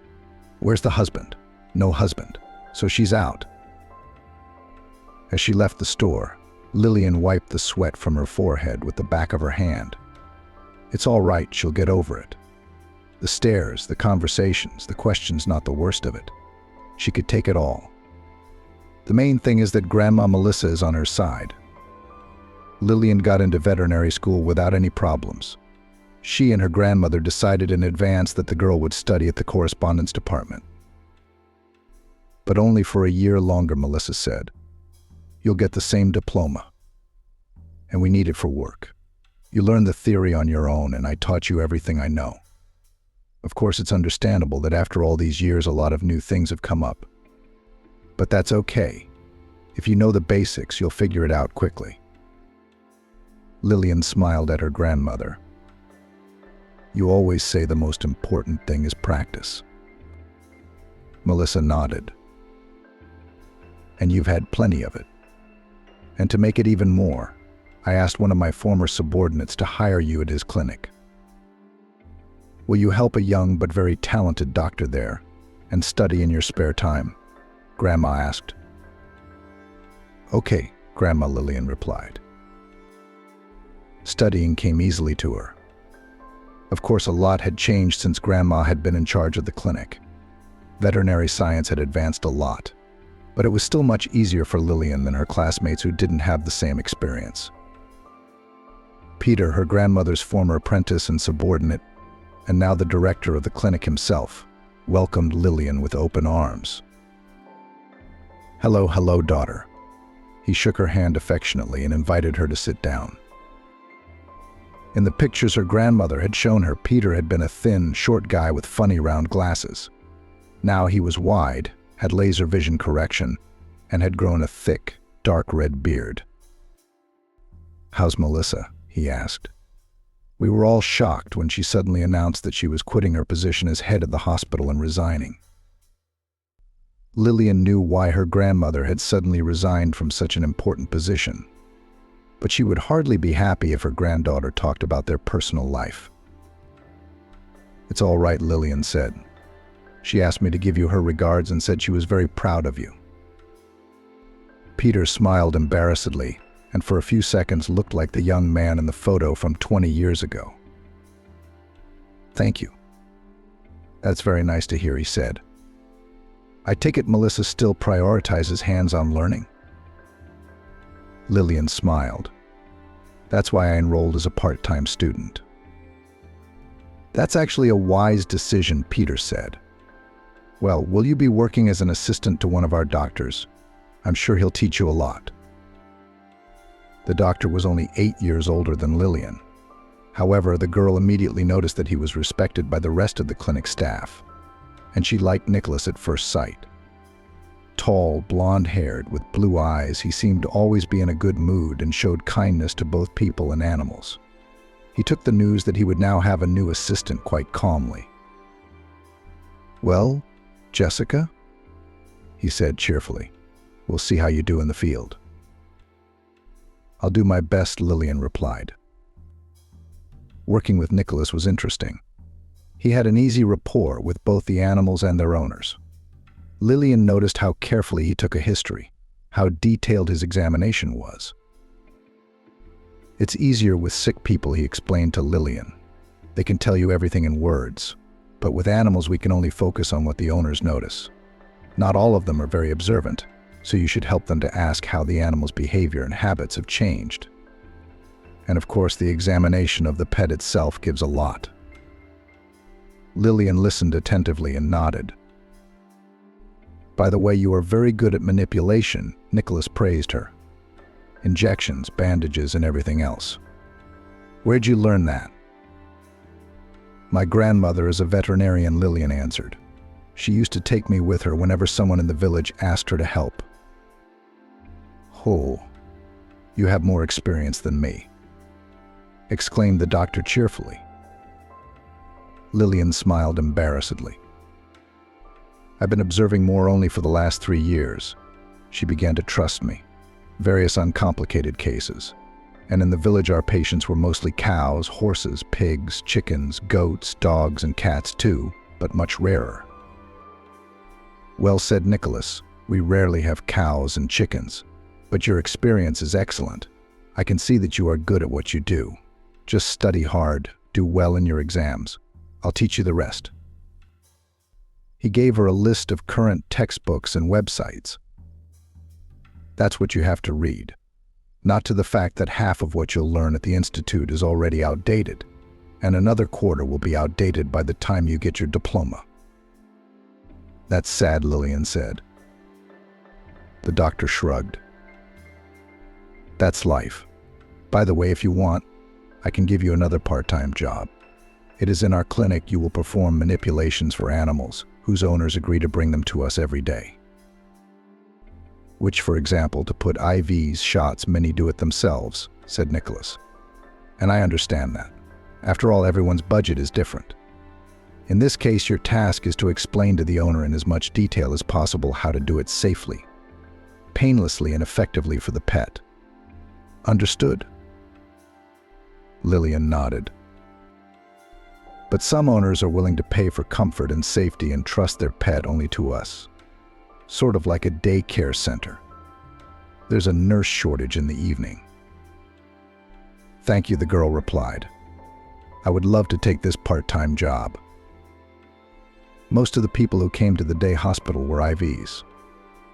Lillian quickly learned to find the veins and carefully placed the catheter. The owners of the animals were very satisfied. Lillian even almost became friends with one of the owners. Tara was a sweet little woman of about 36. It was immediately obvious that she was a very wealthy woman, expensive brand-name clothes, well-groomed, manicured face and nails, small purses that changed every time she visited. She had a long red cat named Puppeteer, who was dear to the mistress and her husband, about whom she constantly said. Alex and I have been married for 13 years, she told Lillian, stroking the cat as he lay under the IV and showing her how much he disliked this pastime. We got him the first week after we got back from our wedding trip. We came out of the store and he was sitting on the porch hungry. Small, scared. Now he looked as well-fed and well-groomed as possible, with a long, silky coat. And he's been with us ever since, Tara continued. He's like a child to us. Lillian nodded. When she had lived in the countryside, she had been used to a very different way of treating animals. Yes, the owners loved their pets, but they were more practical. If cows got sick, it potentially threatened the family with the lack of milk, cottage cheese, sour cream, and meat that the cow was once supposed to go to. Horses were needed for transporting goods, cats for catching mice. Dogs guarded the house. Chickens laid eggs. And here in the city, animals had little practical use, but were treated almost like members of their family. At first, Lillian didn't understand it, although she loved animals herself. But gradually, talking to the owners, she realized that behind each cat, dog, parrot, there was a personal story. Kuklavad the cat was very seriously ill. He had to go on drips for 3 weeks. And since the cat was not easy, Lillian tried not to go far away during the IVs. So she got to know Tyr and her family more and more. "He is like a child to us," the owner of the ginger cat often repeated. And one day she decided to explain to the girl in detail. "My husband and I have wanted to have a child for a long time," she confessed. "We have been trying for almost 10 years, but it still doesn't work out." "I'm very sorry for you," Lillian said. "But you can still do it. Don't worry, you're so young." Tara suddenly shrieked. "No," she shouted almost desperately. "We've tried so many times. We've been tested from head to toe dozens of times. I've done IVF 7 times. Nothing works." She cried. Lillian was confused. She didn't expect that the treatment of the cat would turn into such a serious topic. But then the girl did realize and brought the puppeteer's mistress some paper napkins. "Thank you," exclaimed Tara, blowing her nose loudly. "And that rascal is so sick. He scared us." The cat didn't even flinch. Apparently, he was used to his mistress's mood swings. "Don't worry," said Lillian. "The puppeteer will be all right. And so will you."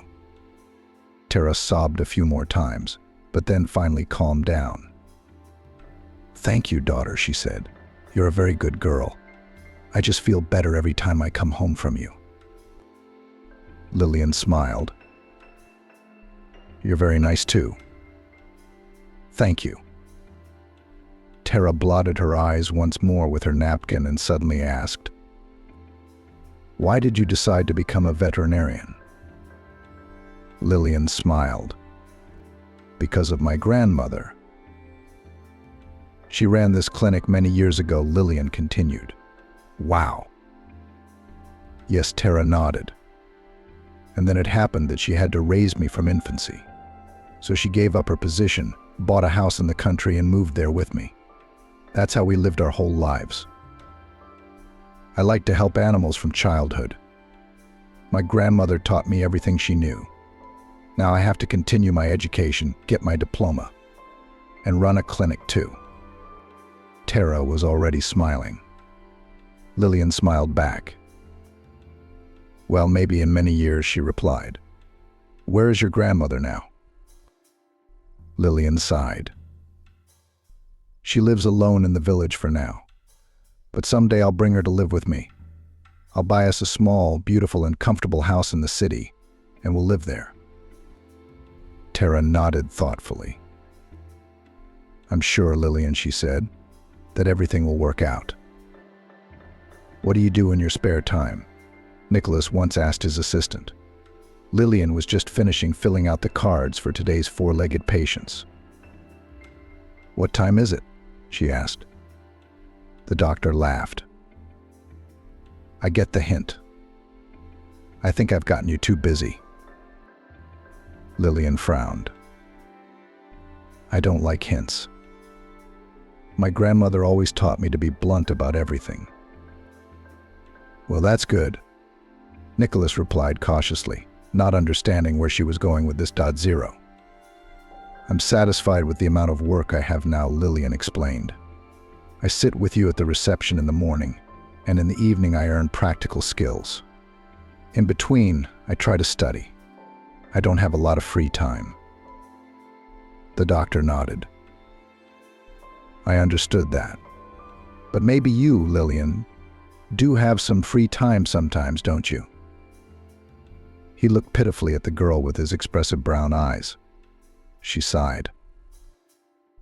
"Yes, I have this Saturday off, but I wanted to see my grandmother. I haven't seen her in 3 months and she wanted to come to town. I need to get some medicine for the animals." "She still works as a veterinarian for you," unofficially Lillian replied. "There's just no one else in the village to do it." "I understand," Nicholas nodded. An interesting idea suddenly occurred to him. "If you want, I could introduce you," Lillian said. Nicholas hummed in surprise. "That's an unexpected offer. But if my presence won't make you uncomfortable, I'll accept it." "Good," Lillian said. "Then it's a deal." At first, the grandmother was skeptical about meeting her granddaughter's boss. But after chatting with Nicholas for about half an hour, Lillian noticed her grandmother's face soften. "It's nice to know how far science has come since the last time I worked," Melissa said. "I thought in so many years I'd make my granddaughter an almost ready veterinarian. Turns out she has to start from scratch." Nicholas smiled and shook his head. "Melissa, you've done a wonderful job of preparation. Believe me, if I had a grandmother like you, I'd be running a clinic today. Still, the basics of anatomy, physiology, biochemistry, disease pathology, and many other processes have not changed over time. You've also given Lillian a tremendous practical background." Melissa nodded favorably. Of course, she was pleased to hear that. She looked at her granddaughter with a smile, who smiled back at her. "Well, Lillian's experience in the village is pretty specific," she said. "When I first came there after practicing in a city clinic for so many years, I had a hard time too." "Don't you want to go back to the city?" Nicholas asked suddenly. "It must be hard for you in the village alone right now, isn't it?" Melissa shrugged. "I've gotten used to it over the years, and she's not as old and helpless as she looks at first glance. At least the local grandfathers still come to me to ask me to marry them." Lillian laughed. "That's a lot of wow, Grandma." Melissa shrugged and stood up. "All right, you young people, have fun," she said. "I've got a bus to catch." "Are you upset?" Lillian asked. "I don't want to. It's too late to go back," said Grandma. "But it's getting dark early." "I'll take you to the train station," Nicholas offered. After they had seen the grandmother off, the doctor asked, "Do you want me to drive you home, or can we walk some more?" Lillian rubbed her eyes sleepily. "I'm going home. I'm tired and I want to sleep. Don't be offended." He smiled. I'm not offended. It was nice to meet your grandmother. She really is a great woman." Lillian smiled. "She really liked you too." After 3 weeks, the course of IVs ended. Nicholas examined him, carefully read the results of control tests, and announced to the owners that the cat is perfectly healthy. "Of course, he is no longer a boy," said the doctor, "but for his age is holding up very well. Diet I wrote you. If anything, you know our address." "Thank you very much," Nicholas said, Tara's husband. A nice, quiet man in a business suit. On Christopher's lap lay a caged treasure, which he held gently with one hand, and with the other hand he tenderly squeezed his wife's palm. Lillian suddenly turned to the girl. "I have a favor to ask of you. Could you leave me your phone number? If you don't want to, I'll understand." Lillian looked at the doctor in surprise, but replied, "Okay, I'll text you now." Tara called her that same evening. "Lillian, I told my husband about how you took care of our kitty, and he wants to thank you." "No, you don't have to," Lillian replied, embarrassed. "I was just doing my job." "And you helped me a lot," said the cat's owner. "So please don't say no. We just want to invite you to dinner." Lillian thought that perhaps that was something she could agree to. "Okay," the girl replied. "Where do I have to go?" "What are you talking about?" Tara exclaimed. "Our driver will pick you up. You don't have to worry so much. Believe me, it's not hard for us. Especially since we live in the countryside, it's impossible to get there any other way." "Good," Lillian agreed. Of course, she was a little worried, especially when she got into the luxurious black car with tinted windows. "Hello," Lillian said timidly to the driver, a huge, pumped-up man in a black suit, who opened the door for her and helped her to get in. The man nodded without changing his expression. Why did they need this dinner, Lillian thought. A simple thank you would have sufficed. Especially since they gave me a huge fruit basket, which I shared with the entire clinic that same day. Nicholas got an expensive whiskey. "I won't be as generous as Lillian and keep it," the doctor stated. "Just kidding. We'll open it at the New Year's Eve party." His co-workers were outraged, but Nicholas was adamant. Where here the driver's voice sounded, breaking Lillian out of her thoughts. The man got out quickly, opened the door and gave her his hand. The girl thanked him embarrassedly.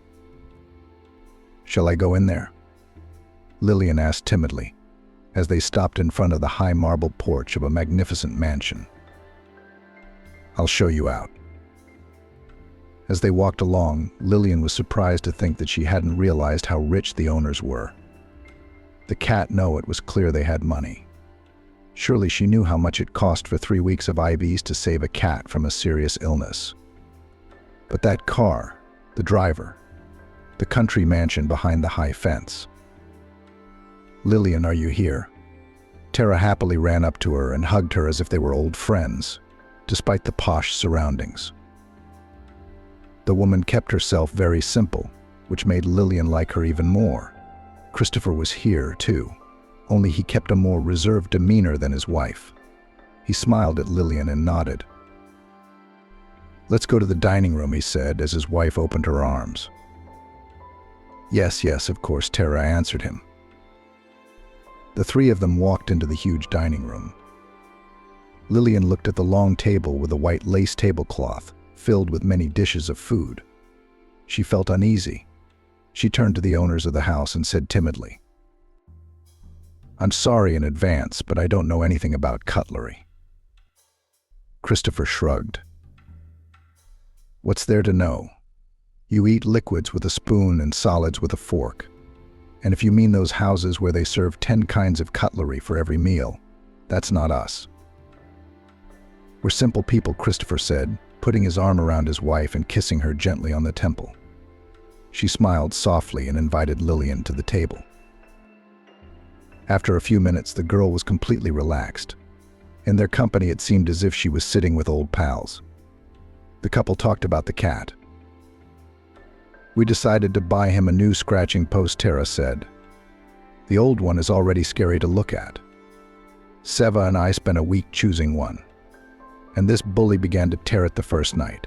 I had to return the old one." Lillian smiled. There was a pause, and the girl noticed how the couple suddenly looked at each other. They clearly wanted to say something else, but it was as if they were working up the courage. Finally, Tara, squeezing her husband's hand, turned to Lillian. "If we're being honest, we didn't call you here just to thank you for saving our favorite cat. Of course, that too. But our main purpose was different." Lillian froze. "I'm listening to you," she said. Tara took a deep breath, and in one breath she blurted out, "We're asking you to be a surrogate mom for our baby." "Oh," was all Lillian could say. "This is all very unexpected." Christopher entered the conversation. "We realize that this is a very unexpected offer, but please don't be in a hurry to refuse." "Yes, we've given it a lot of thought," Tara said. "And please at least hear us out." They looked at Lillian with such a pleading look that she realized she couldn't refuse the request.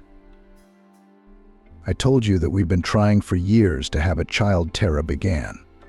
But all those attempts were unsuccessful. Her voice trembled, and her husband put his arm around her shoulders.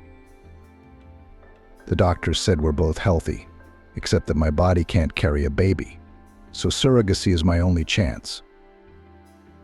But why did you choose me? Lillian couldn't take it anymore. You hardly know me. Tara shook her head desperately. No, I've spent enough time with you to know what kind of person you are. You're a very nice girl, Tara said. Most importantly, I trust you completely. That's probably the most important criteria for us. Christopher nodded. There's probably something I should explain. I'm a fairly public person who is involved in business, in politics. Unfortunately, we are still condemning this way of having children. So it's important for us that no one knows about it. And I trust you completely, Tara repeated. But pregnancy was not part of my plans, Lillian said. I have work, school. The couple nodded. You can continue that for the first few months of your pregnancy, Christopher replied. And then you can take a sabbatical. You don't have to be on maternity leave, so you don't have to miss much. And since you're a part-time student, you might not have to miss anything. And we'll reimburse you for missed work days, of course, Tara added. In fact, all expenses will be on us. Doctor's exams, food, clothing, vitamins, trips to the hospital, and so on.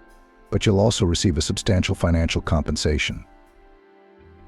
You told me you wanted to buy a house near the city to live with your grandmother, Tara interjected.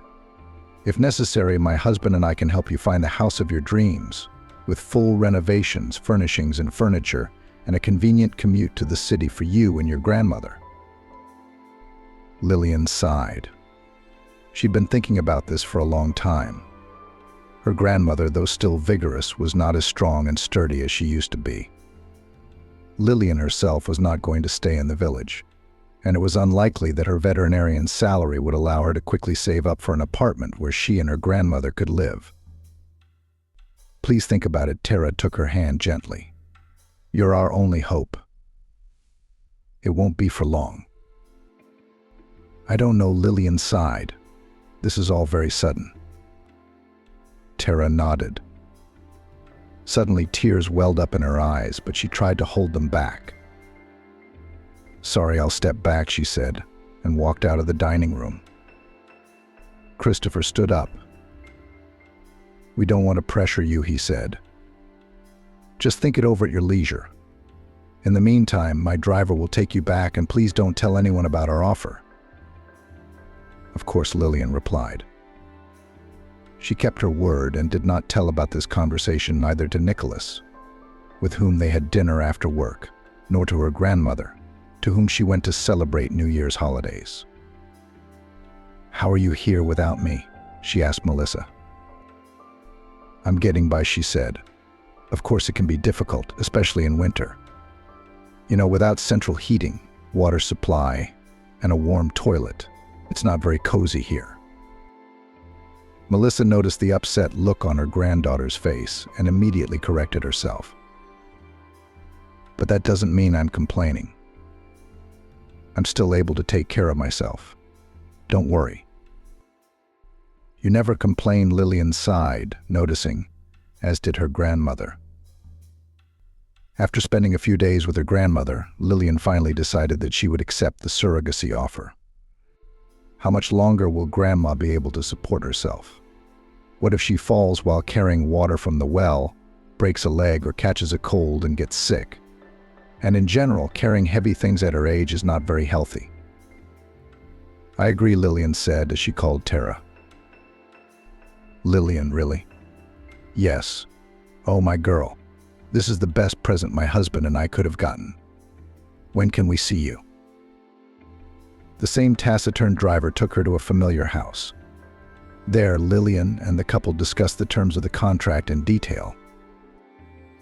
Most importantly, you must keep it a secret, Christopher said seriously. I absolutely insist that this condition be fulfilled, even if it concerns friends, lovers, and relatives. Lillian nodded. Okay, I won't tell anyone. As we said, we'll cover all expenses, Christopher continued. But you will be required to undergo certain tests, eat a healthy diet, get plenty of rest, and get at least 8 hours of sleep. Like a vacation in a sanatorium? Tara smiled. Only we'll pay you for it. Sounds great, Lillian smiled. You'll also have a personal assistant, Christopher said. His name is Henry, Christopher said. He will drive you to the hospital, help you with shopping, and so on. Is that necessary? Lillian asked. You can call on Henry as needed, said Tara. You may not need it very often in the first few months. But believe me, it's going to get harder as you go along. And there's no reason to suffer when there's someone to help you. Okay, Lillian replied. It took several months for a full examination, after which the doctors said that Lillian was perfectly healthy and could become a surrogate mother. They succeeded on their first try.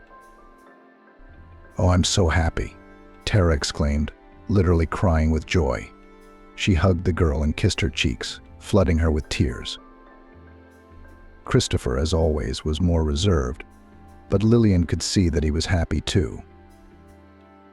It was our destiny to meet you, Tara said with conviction. It's scary to say this, but I consider it a sign of fate that my husband got sick and it brought us to your clinic. Ryan meowed loudly when he heard his name and jumped onto Lillian's lap. He had grown accustomed to her during his visits and now considered her a member of the family. That's a sign, Tara nodded with conviction. Lillian was glad that everything had happened so quickly. The first few months of her pregnancy had been easy, and she had only occasionally used Henry's services. You get used to a good thing, she said as she got into his car after work. What's on the schedule for today? Ultrasound, eye doctor, dentist, and neurologist, he said as he turned the key in the ignition. Also, according to my calculations, you're running low on some vitamins, and we haven't been grocery shopping for a week. Lillian smiled. How do you remember all this? Henry shrugged. It's my job, Lillian. Especially compared to my other clients, you're using me 10% of the time. So your job is escorting surrogate mothers? Lillian wondered. Henry smiled for the first time in a while. My duties are a little broader than that. I just work as a personal assistant. It's interesting work, but most of the time I'm on my feet or in the car all day, Henry said. Do you have to drive around town a lot? Vanessa asked. He nodded. Tell me something interesting about your job, Vanessa asked. We still have a long drive ahead of us. Henry thought for a moment. I worked with a woman once. She made clothes to order, but not plain clothes, but themed ones, like Chinese princess dresses from the 15th century, or an elf archer costume, or something like that. How interesting, Vanessa exclaimed. Yes, and then we had to go to some woodworkers who made bows and arrows, then to a blacksmith, then to some handmade embroidery. Vanessa smiled. Well, I'm not so much fun to be with. You're nice and calm and very polite. I've worked with surrogate mothers a couple times, Henry said.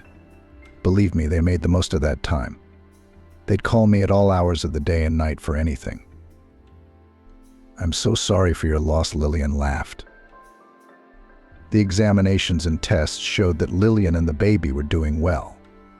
The only thing that bothered her was the slowly but surely growing belly. She didn't know what she was going to say to Nicholas, because their communication already seemed to be going beyond the boundaries of boss-subordinate communication. Lillian actually liked Nicholas very much. At first, he tried not to show these feelings. After all, she was much younger than him. And besides, she is his subordinate. After all, who is she? Nicholas tried to convince himself. Just another young, stupid girl who was hired by an acquaintance. It only took him a couple of weeks, however, to be convinced otherwise. Lillian was good with animals, had excellent theoretical and practical training, always came to work on time, filled out paperwork accurately, and listened attentively to everything he said. She was cheerful, polite, and open. Nicholas realized that it had been a long time since he had met such a pleasant person. He decided that he would try to make friends with her. No one forbade him to do that. Nicholas also liked Melissa. It became clear how Lillian had such an upbringing and strong character. And then Lillian agreed to go out to dinner with him after work.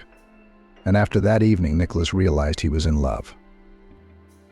He decided not to hurry. To confess his feelings, he did not want to frighten Lillian. Let everything go as it was going. He would be impeccably polite and professional with her at work. And when they had a chance to meet, he would begin to gradually, step by step, reduce the distance until Lillian is ready. And things seemed to be going well for him. Nicholas could see that she liked him too. Lillian laughed at his jokes. They'd hold hands when they went for walks. And then all of a sudden, things started to change. No, Lillian still looked at him with the same tenderness as before, didn't avoid him at work. She seemed to be just as open with him, except that Nicholas could see and feel that she was hiding something from him. Lillian had some business of her own that she didn't tell him anything about. A couple of times he noticed her being picked up from work by some young guy in the same car. Nicholas knew for a fact that Lillian had no brothers or friends here, so he was tormented with jealousy. I realize she doesn't owe me anything, he thought. I haven't even confessed my feelings to her, but I think it's clear enough. And if she has someone else, why won't she tell me? A couple of times he even tried to strike up a conversation with Lillian, asking if she had someone. Lillian only laughed. Not at all, Nicholas, she said. It was at work, so Lillian addressed her boss as you. I don't have time for this, she continued. Right now I'm all focused on work and school. Nicholas could hardly contain a sigh of relief. Besides, Lillian added suddenly, I don't want to meet anyone. I already have all the people in my life that I want to socialize with. She blushed. Nicholas suddenly felt his heart hammering hard. Did I understand you? He said, hiding a smile. He decided that it would only be a short time before he would ask her to go out with him. Then he suddenly noticed that Lillian was pregnant. Lillian tried to hide her growing belly as much as she could. She was thin, so it wasn't easy. She decided to expand her work uniform as much as possible. Then she started to wear a white robe on top, but she began to think that the clinic staff suspected something. Especially the girls noticed such things. No one asked her directly. But Lillian realized that the day would come when even Nicholas would guess her situation. And she had no idea what she would say to him. Why are you so sad today? Henry asked her as he picked her up after work to take her to the doctor. It's just been a rough day, Lillian said. Henry thought for a moment. Do you mind if I give you a friendly hug? He asked. Can I do that? Yes, Lillian said. He walked over to her, then hugged her gently. Lillian sighed and hugged him back. Thank you, she said. It really did feel better. Henry smiled. I'm very glad. Now I'll help you into the car and we'll go. We can't be late. They drove off. Lillian didn't know that Nicholas had seen the scene from the study window. Except that, without knowing the context, he took it very differently. Lillian, we need to talk, he said the next day. The girl looked up at him in surprise, and she noticed that all day long the chief was not himself. But she decided that if he wanted to, he would tell her everything himself. I'm listening, Lillian replied. Nicholas walked around the office. Have you noticed that I like you? He suddenly asked. Lillian blushed. But I had that assumption, she admitted honestly. The doctor grinned. The assumption was kind of obvious. And I didn't think you were disgusted with me either. She was embarrassed. You're a wonderful boss, she said quietly, and a great friend. I'm really glad I met you. You are. And when I asked you if you were seeing someone else, you said you weren't. That's true, Lillian replied. The warden nodded. Then how can you explain your pregnancy? I didn't want to believe it until the last minute. The whole clinic has been talking about it for 2 weeks. Lillian froze. She wanted to tell the truth. But she couldn't. She couldn't let down the couple who had entrusted her with their secret. I don't want to talk about it, she said in a trembling voice. That's it, said Nicholas. Good. It's clear to me. He left the office, slamming the door. Lillian cried. The next morning, Lillian went not to the office, but to her boss. There she wrote an application for maternity leave, and after that she went to the train station to buy a ticket for the bus to the village. She was lucky because there she met a fellow villager who was also going home. When Melissa saw her pregnant granddaughter, it was as if she wasn't even surprised. Lillian was afraid her grandmother would yell at her, bringing to mind her mother, who had gotten Lillian pregnant when she was also very young. But grandmother only asked one thing. Do you want to tell me what happened? Sorry, Grandma, Lillian sighed. I can't yet. Good, know that I'm always on your side. You can stay here as long as you want. Thank you, Grandma. I promise after this baby comes out, I'll be able to tell you everything. Okay, sweetheart, I hope you realize you're going to have a hard time in the village. They don't like us enough, and now you're the only one they're going to talk about. I'm prepared for that. Did you teach me to be strong? Grandma smiled. You've always been strong, my girl. Daughter, sweetheart, why did you scare us so much? Tara exclaimed the next time they were on the phone. What's wrong? Tara asked. I'm fine, Lillian replied. I just had to leave work earlier than I had planned. I'm going to live in the village with my grandmother until the birth. Don't worry, I feel fine. I'm taking my vitamins. If it's an emergency, they'll take me straight to the hospital. It's only an hour by car. Shouldn't you move into our house? Maybe? Tara asked. Lillian smiled. You said yourself that you have to keep everything secret, and it would be suspicious if an unknown pregnant girl lived with you for a few months and then disappeared, and you had a child. Tara sighed. Yes, you're right. Then we can get you whatever apartment you want in the city. No, Lillian said firmly. I'll stay in the village with my grandmother. I feel fine. It's only an hour's drive from the city. I'll get all the tests I need. But a week before the birth, Henry will come and take you to the clinic. I won't take no for an answer. Lillian smiled again. That's fine with me. And if you need anything, call him and me any time of the day or night. Okay, Tara replied. We'll be in touch anyway. I'll be waiting for your calls with a status report. That's a wonderful idea, sunshine. Despite the fact that Lillian was telling her grandmother as if she didn't care at all, the girl was having a hard time. Most of her fellow villagers were whispering behind her back. Quietly or loudly, they were discussing her. And besides them, there were those who almost openly threw it in Lillian's face. For example, her former classmate. What's up, Zivanareva? What's up, Zivanareva? Samantha said. I walked around the whole school with my head held high and pretended that we were all lowlifes, and you were blue bloods. Samantha had hated Lillian all 11 years, but she had only been afraid of the formidable Melissa and dared not bully her classmate.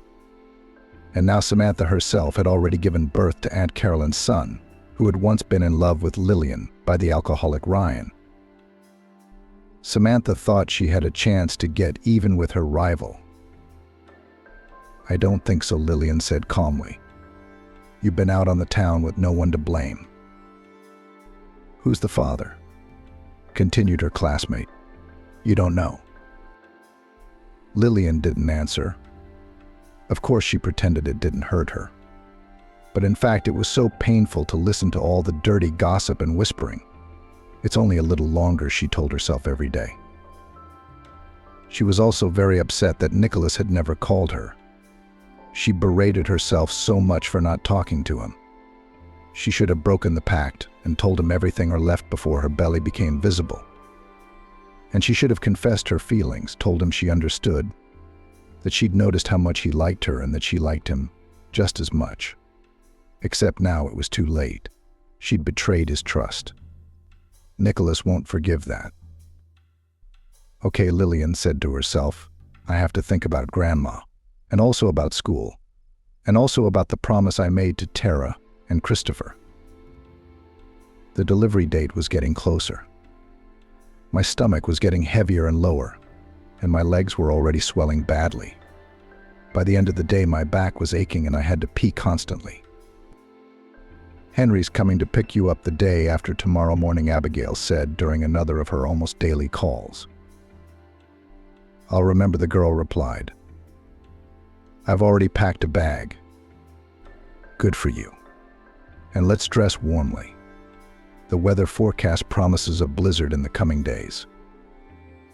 "Good, Tara. How are you feeling?" "I'm fine, by the way." Lillian lied. "I can't believe it's so soon. I feel lighter than I did in the middle of my pregnancy." "Let's hope it goes that way. It will be our best New Year's present ever." Lillian smiled. "Yes, if everything goes well, you will already be welcoming the new year with your daughter." She heard Tara sigh. "Oh, we're so excited, you can't imagine," Tara said. "We've already got everything ready in the nursery." "Yeah?" Lillian spent the next 40 minutes stroking her belly as she listened to Tara and Christopher talk excitedly about setting up the room for their future daughter. "Okay, honey, I'm rambling," suddenly exclaimed the woman. "You should get some rest." "Have a good day and you have a good day," Lillian replied and passed out. She came out of her room and saw Melissa dressing as if she was going out. Lillian shivered at the icy draft and looked out the window. There she could already see the wind beginning to ruffle the branches of the trees. "Grandmother, where are you going?" Lillian asked. Melissa nodded and began to tighten her coat.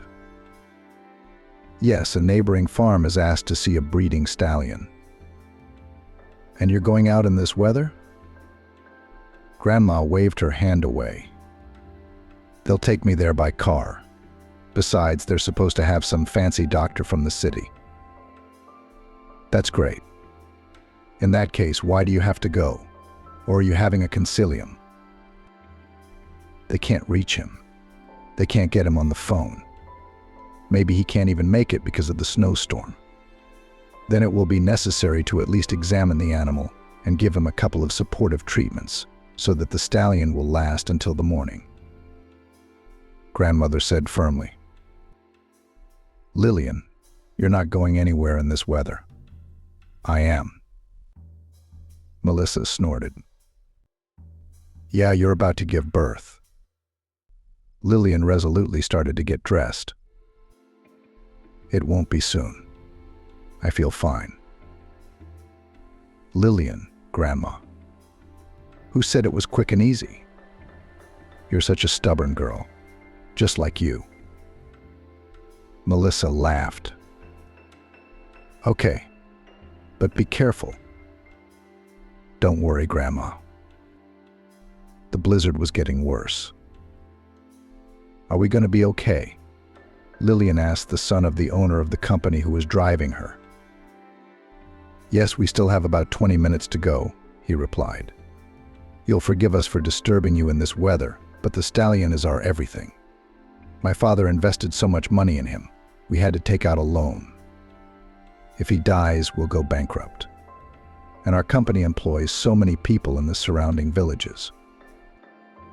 Grandma Melissa told me. Since you built the farm, many of my neighbors have jobs. It was always my father's dream, he said simply. He put everything he had into this farm. Lillian nodded. I promise I'll do everything I can for your stallion. After the examination, it was clear that the stallion would live. Lillian told the owners, who breathed a sigh of relief. I know you have a city specialist, an experienced veterinarian, coming to see you, she said. We don't know yet, sighed the farm owner. We can't reach him because of the snowstorm. Okay, Lillian said. I'm going to give him a couple of shots and record the treatment. If your doctor doesn't come, follow it. When she had finished with the stallion and was about to ask for a ride home, the farm owner said, Oh, just arrived.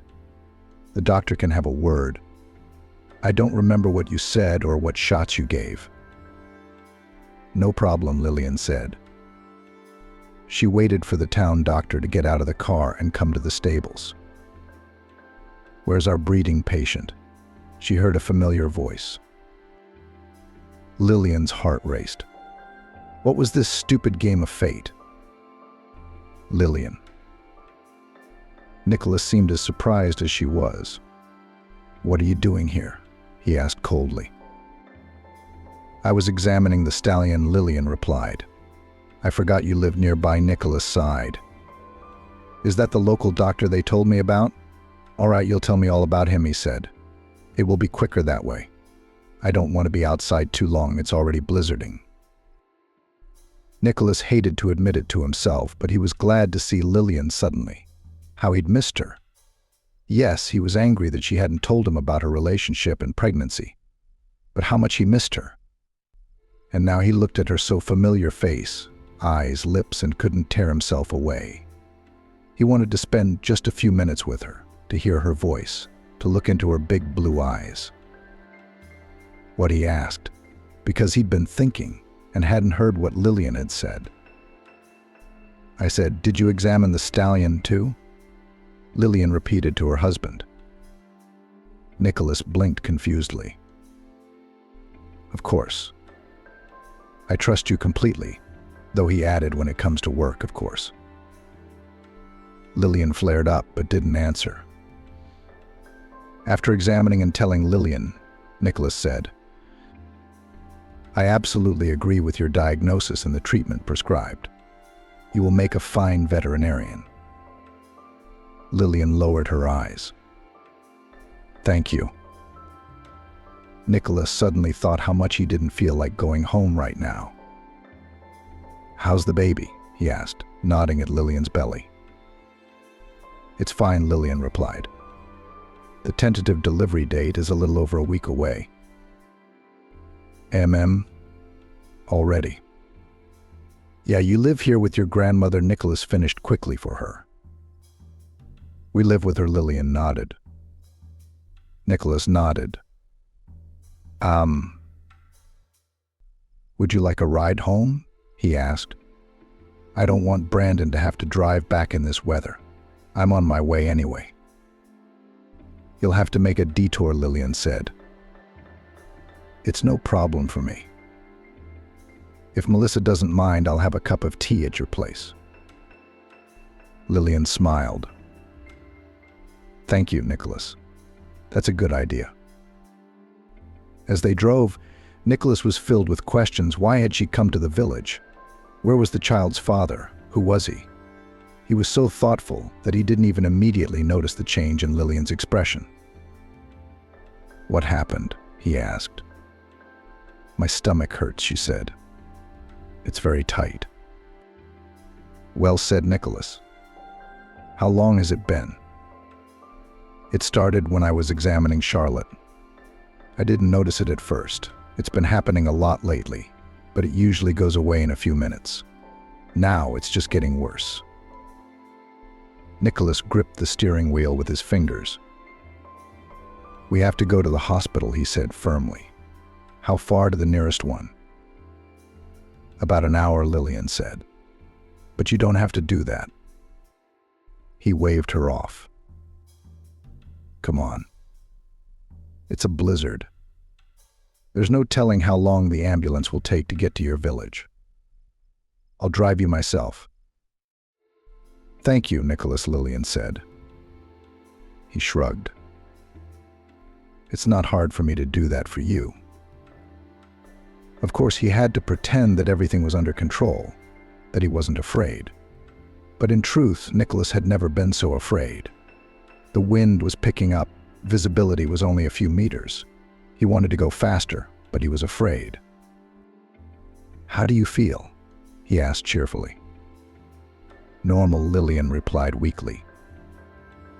But with his side vision, he could see drops of sweat on her temples. He could hear her breathing hard, feel her teeth clenching in pain. We'll be there soon, Nicholas said cheerfully, gripping the steering wheel harder. Suddenly the car hummed strangely, and then there was a sound like a gunshot. The car jumped and began to slow down. Nicholas barely had time to turn the steering wheel before they were swept off the road. Damn it, he shouted. What happened? Lillian asked weakly. Don't worry, I'll find out, Nicholas said cheerfully. In fact, he was lying. Nicholas didn't know anything about cars. He went out rather to cool down, to breathe fresh frosty air and to understand what could be done. Opened the hood. If there was something wrong, Nicholas didn't realize it. Shit, he swore again as he closed the hood. The cable. It's cold. Gotta get back in the car. Gotta calm Lillian down. Gotta figure out what to do about this situation. Well, how's it going without me? He asked cheerfully as he came back in and closed the door tightly. Normal, Lillian replied. What's wrong with the car? I don't know, honestly said Nicholas. But that's okay, I'll take care of it. He saw the look in her eyes, so helpless, so frightened and hopeful. I'll figure it out, Nicholas said firmly. Don't worry. He unfolded the back seat and helped Lillian into it. Get comfortable, he said. Are you going to deliver the baby in the car? She asked fearfully. I hope I don't have to, Nicholas said honestly. But if anything, I can do it. I'm a doctor. Lillian smiled weakly. Veterinarian doctor, she corrected. People are animals too, Nicholas parried. Lillian laughed, but immediately cried out in pain. I'll try to call, Nicholas said. There was no connection in the car. He jumped outside, where the wind was literally knocking him off his feet. 10 minutes later, when his fingers were freezing, he finally got a connection. The ambulance promised to come as fast as it could, weather permitting. Nothing. We'll hold out. You just get us out of here, Nicholas said. He was told that everything possible would be done. How's that? He asked Lillian when he got back. It was getting noticeably cooler in the car. Nicholas took off his jacket and threw it over Lillian. I'm hanging in there, the girl replied. Except that the pains have become more intense. I think it's real. And what? They're on their way to pick us up, Nicholas replied. Lillian nodded, then pressed her white lips together and suddenly asked, Don't leave me, please. I'm so scared. I won't, I promise. The minutes, or maybe hours, of the ambulance ride seemed like an eternity to Nicholas. When he could see the flashing lights through the blizzard, he felt a great sense of relief. All the way to the hospital, Lillian didn't let go of his hand. It's going to be all right. He repeated and put a smile on his face. You're a good girl. We got through it all. He was even allowed to be present during the birth. Of course, the doctors thought he was the father. He didn't explain anything, he didn't have time for that. After everything was over, Nicholas went out into the hallway. He was shaking with fatigue. Lillian had just fallen asleep. Her daughter was being carried in for a checkup. Melissa was already standing in the hallway. "How's my granddaughter?" she asked. Nicholas nodded. "She's fine. So is your great-granddaughter." Melissa raised her eyebrows. "Great-granddaughter? She didn't tell you anything?" Just 2 days before, Lillian had broken the terms of her contract and told her grandmother everything. She decided it would be too cruel if she went to the maternity ward and came back without the baby. Melissa took the news, like everyone else, calmly. "You're doing a good thing for good people," she replied. "Of course, I would have taken your baby and raised it the way I raised you," Melissa said. "But it's a good thing you didn't. You're very young. You have to study and work." The grandmother was sure that her granddaughter had told the young doctor everything. She realized that Nicholas was not just a boss and mentor for Lillian. But if her granddaughter decided not to tell him about her secret, who was she to interfere? "Lillian will tell her when she's ready." "Thank you for doing all this for her," Melissa said. "I was just in the right place at the right time." "Anyone would have done that," Nicholas replied. "But you were the one who was there for her." "I'm going downstairs for coffee." When Nicholas came down the stairs, he saw a familiar man in the hall. He was asking the receptionist about something. It took the doctor a few minutes to remember where he'd seen him. Sure enough, this was the guy who had picked Lillian up from the clinic that evening. She was still leaving with him. "Well, now that the kid's father is here, I'm definitely not needed anymore," Nicholas thought grimly. "I don't know what she had with him, but it's certainly none of my business anymore."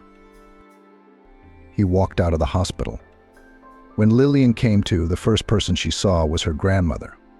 She was sitting beside her bed, holding her granddaughter's hand. Then Lillian saw Henry, Christopher, and Thera. The last one was holding a small package. "How are you feeling?" Melissa asked softly. "Normal," Lillian replied. "How's the baby? Is she okay?" Tara looked up at her, her eyes full of gratitude and tears. "We've decided to name her Hillary," Christopher said. Lillian smiled. "It's a very pretty name." "Thank you," Tara said. Lillian suddenly realized that she couldn't see Nicholas. "If it weren't for Nicholas, Hillary and I wouldn't be here," she said. "Where is he, by the way?" Melissa sighed. "I saw him. I think Nicholas left." "You didn't tell him anything?" "No," Lillian replied. "I figured you'd tell him yourself, or even pressed your lips together," Melissa said. "We'll be here with you until the day after tomorrow," Tara said. "And then we'll take you home and help you pack your things." "Things?" Lillian asked in surprise.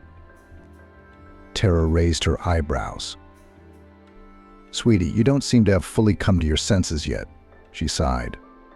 "Remember the terms of the contract. You gave birth. We bought you and Melissa a house in the Phoenix City limits." "I remember," Lillian replied. "I just didn't think it would happen so fast." "What's the holdup?" Christopher said. "Henry had the house ready. It should be ready to live in for Christmas. It's all decorated. He'd put up the tree, put up the lights, even bought the food for the holiday table." Henry, Lillian smiled. "You're wonderful." The boy waved his hands. "I wanted to make you happy in honor of such an event. Thank you." When two large, expensive black cars drove into town, the news spread faster than the cars could reach the house where Lillian and Melissa lived. The neighbors quickly discerned that several other people had gotten out of the cars besides the occupants of the house themselves. A young guy, obviously the child's father, an older man and woman, probably his parents, and a big man in black, either a security guard or a driver. "So what's so important?" Our Lillian got knocked up, the neighbors chattered. A deputy, I think. Or an oligarch. Probably an oil and gas trader, others speculated. Oh, Lillian's a lucky girl. I can see why she's having babies with our guys. They're carrying their stuff around? There wasn't much stuff. Besides clothes and shoes, Lillian had packed all her books and her grandmother's veterinary books. Give it up. It's all old stuff, Melissa said. It's been 100 years since the information has been out of date. Her granddaughter shook her head stubbornly. You taught me from them? It's a memory. Grandma sighed. As always, you can't be argued with. Melissa herself, in addition to her personal belongings, took some of the dishes and framed photographs that had hung on the walls for years. If you say you have everything you need to live, she said, referring to the old beds, armchairs, table and chairs, I'll leave this junk here. If you want Christopher put in, we can find movers, rent a car, and they can move every last nail. Melissa waved her hand. Don't give me that. She's sick of it. I haven't lived here as much as I've been hiding from myself for 20 years. Christopher nodded thoughtfully. I understand. And it's good that you decided to get out. I know how to see strong people. Both you and your granddaughter are strong. That's why you shouldn't sit here alone. And Lillian has no business being here. That's for sure. She's going to make a great doctor. The new house in Miami was even nicer than Lillian had imagined. It was in a new part of town. It was about 20 minutes from the center of the city. It was just as new and beautiful. How much is it worth? Lillian thought with quiet horror. But she didn't share her thoughts with her grandmother. The house had 2 bedrooms, a living room, a kitchen, a bath, a toilet, and 2 offices. We thought you both liked to work, Tara said. And you need your own space. Yeah, I'm a hard worker, Melissa smiled. You're going to write your memoirs, her granddaughter said. It's about time. Henry had done his best. Even the yard was festooned with garlands, colored lights winking and hanging in long, thin ribbons along the terrace. How much did all this cost? Lillian gasped. You haven't seen the inside yet, Henry smiled slyly. As soon as Lillian and Melissa stepped through the door, they both felt as if they had returned to their real home after a long absence. Everything is just as it should be, Lillian said. A blazing fireplace, soft armchairs, the lights dimmed a little. There was a tall Christmas tree in the living room, which made Lillian feel childishly excited. It's so nice, she said. It's wonderful here, Melissa said. I'm glad you like it, Henry said simply. Tara came over. She was trying to keep her voice down because little Hillary had just fallen asleep in her arms. The men will bring your things in and will leave you to it, she said. Come and rest.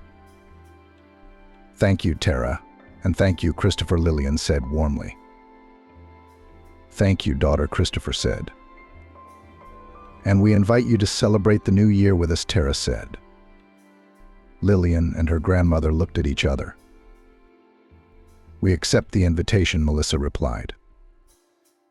The New Year's Eve celebration left Lillian with ambivalent feelings. She stood at the window, watching the fireworks, and couldn't believe that her life had changed so drastically in just 1 year. Of course, she didn't regret her decision. There was nothing more beautiful than watching a happy Tara and Christopher standing over the crib with little Hillary. And Lillian was even somewhat proud that she was the one who could give them that happiness. And she and her grandmother now live in a beautifully landscaped house.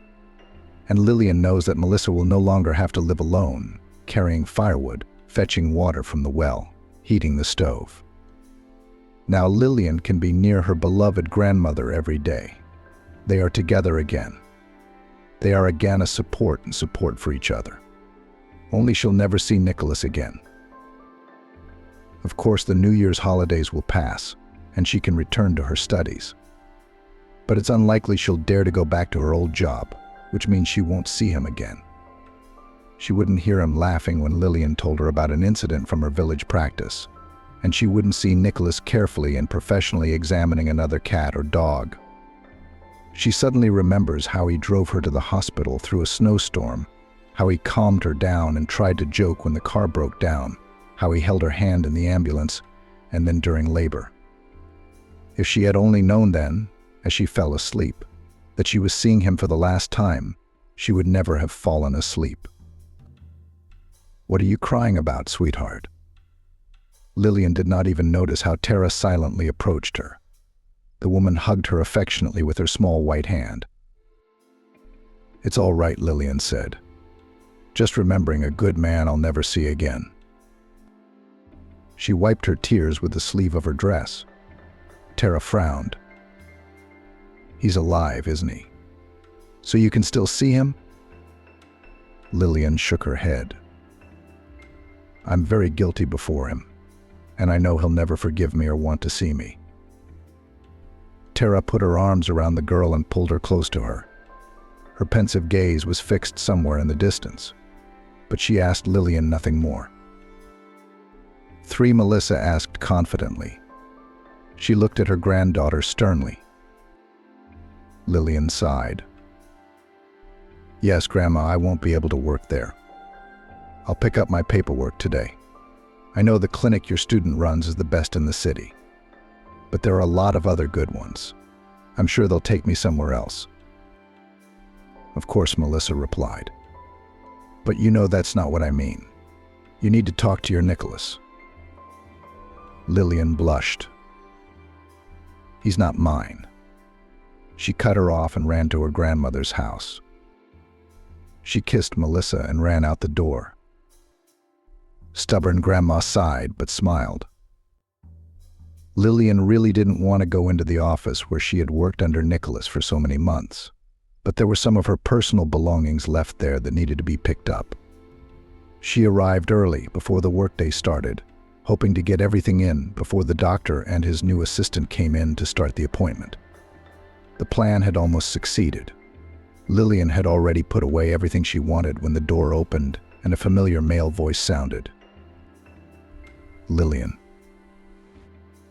She turned around, blushing. "Hello. Sorry, I wanted to get some of my stuff. I didn't realize you'd be here so early." Nicholas frowned. "Where are you going?" "Where are you going?" Lillian took a deep breath.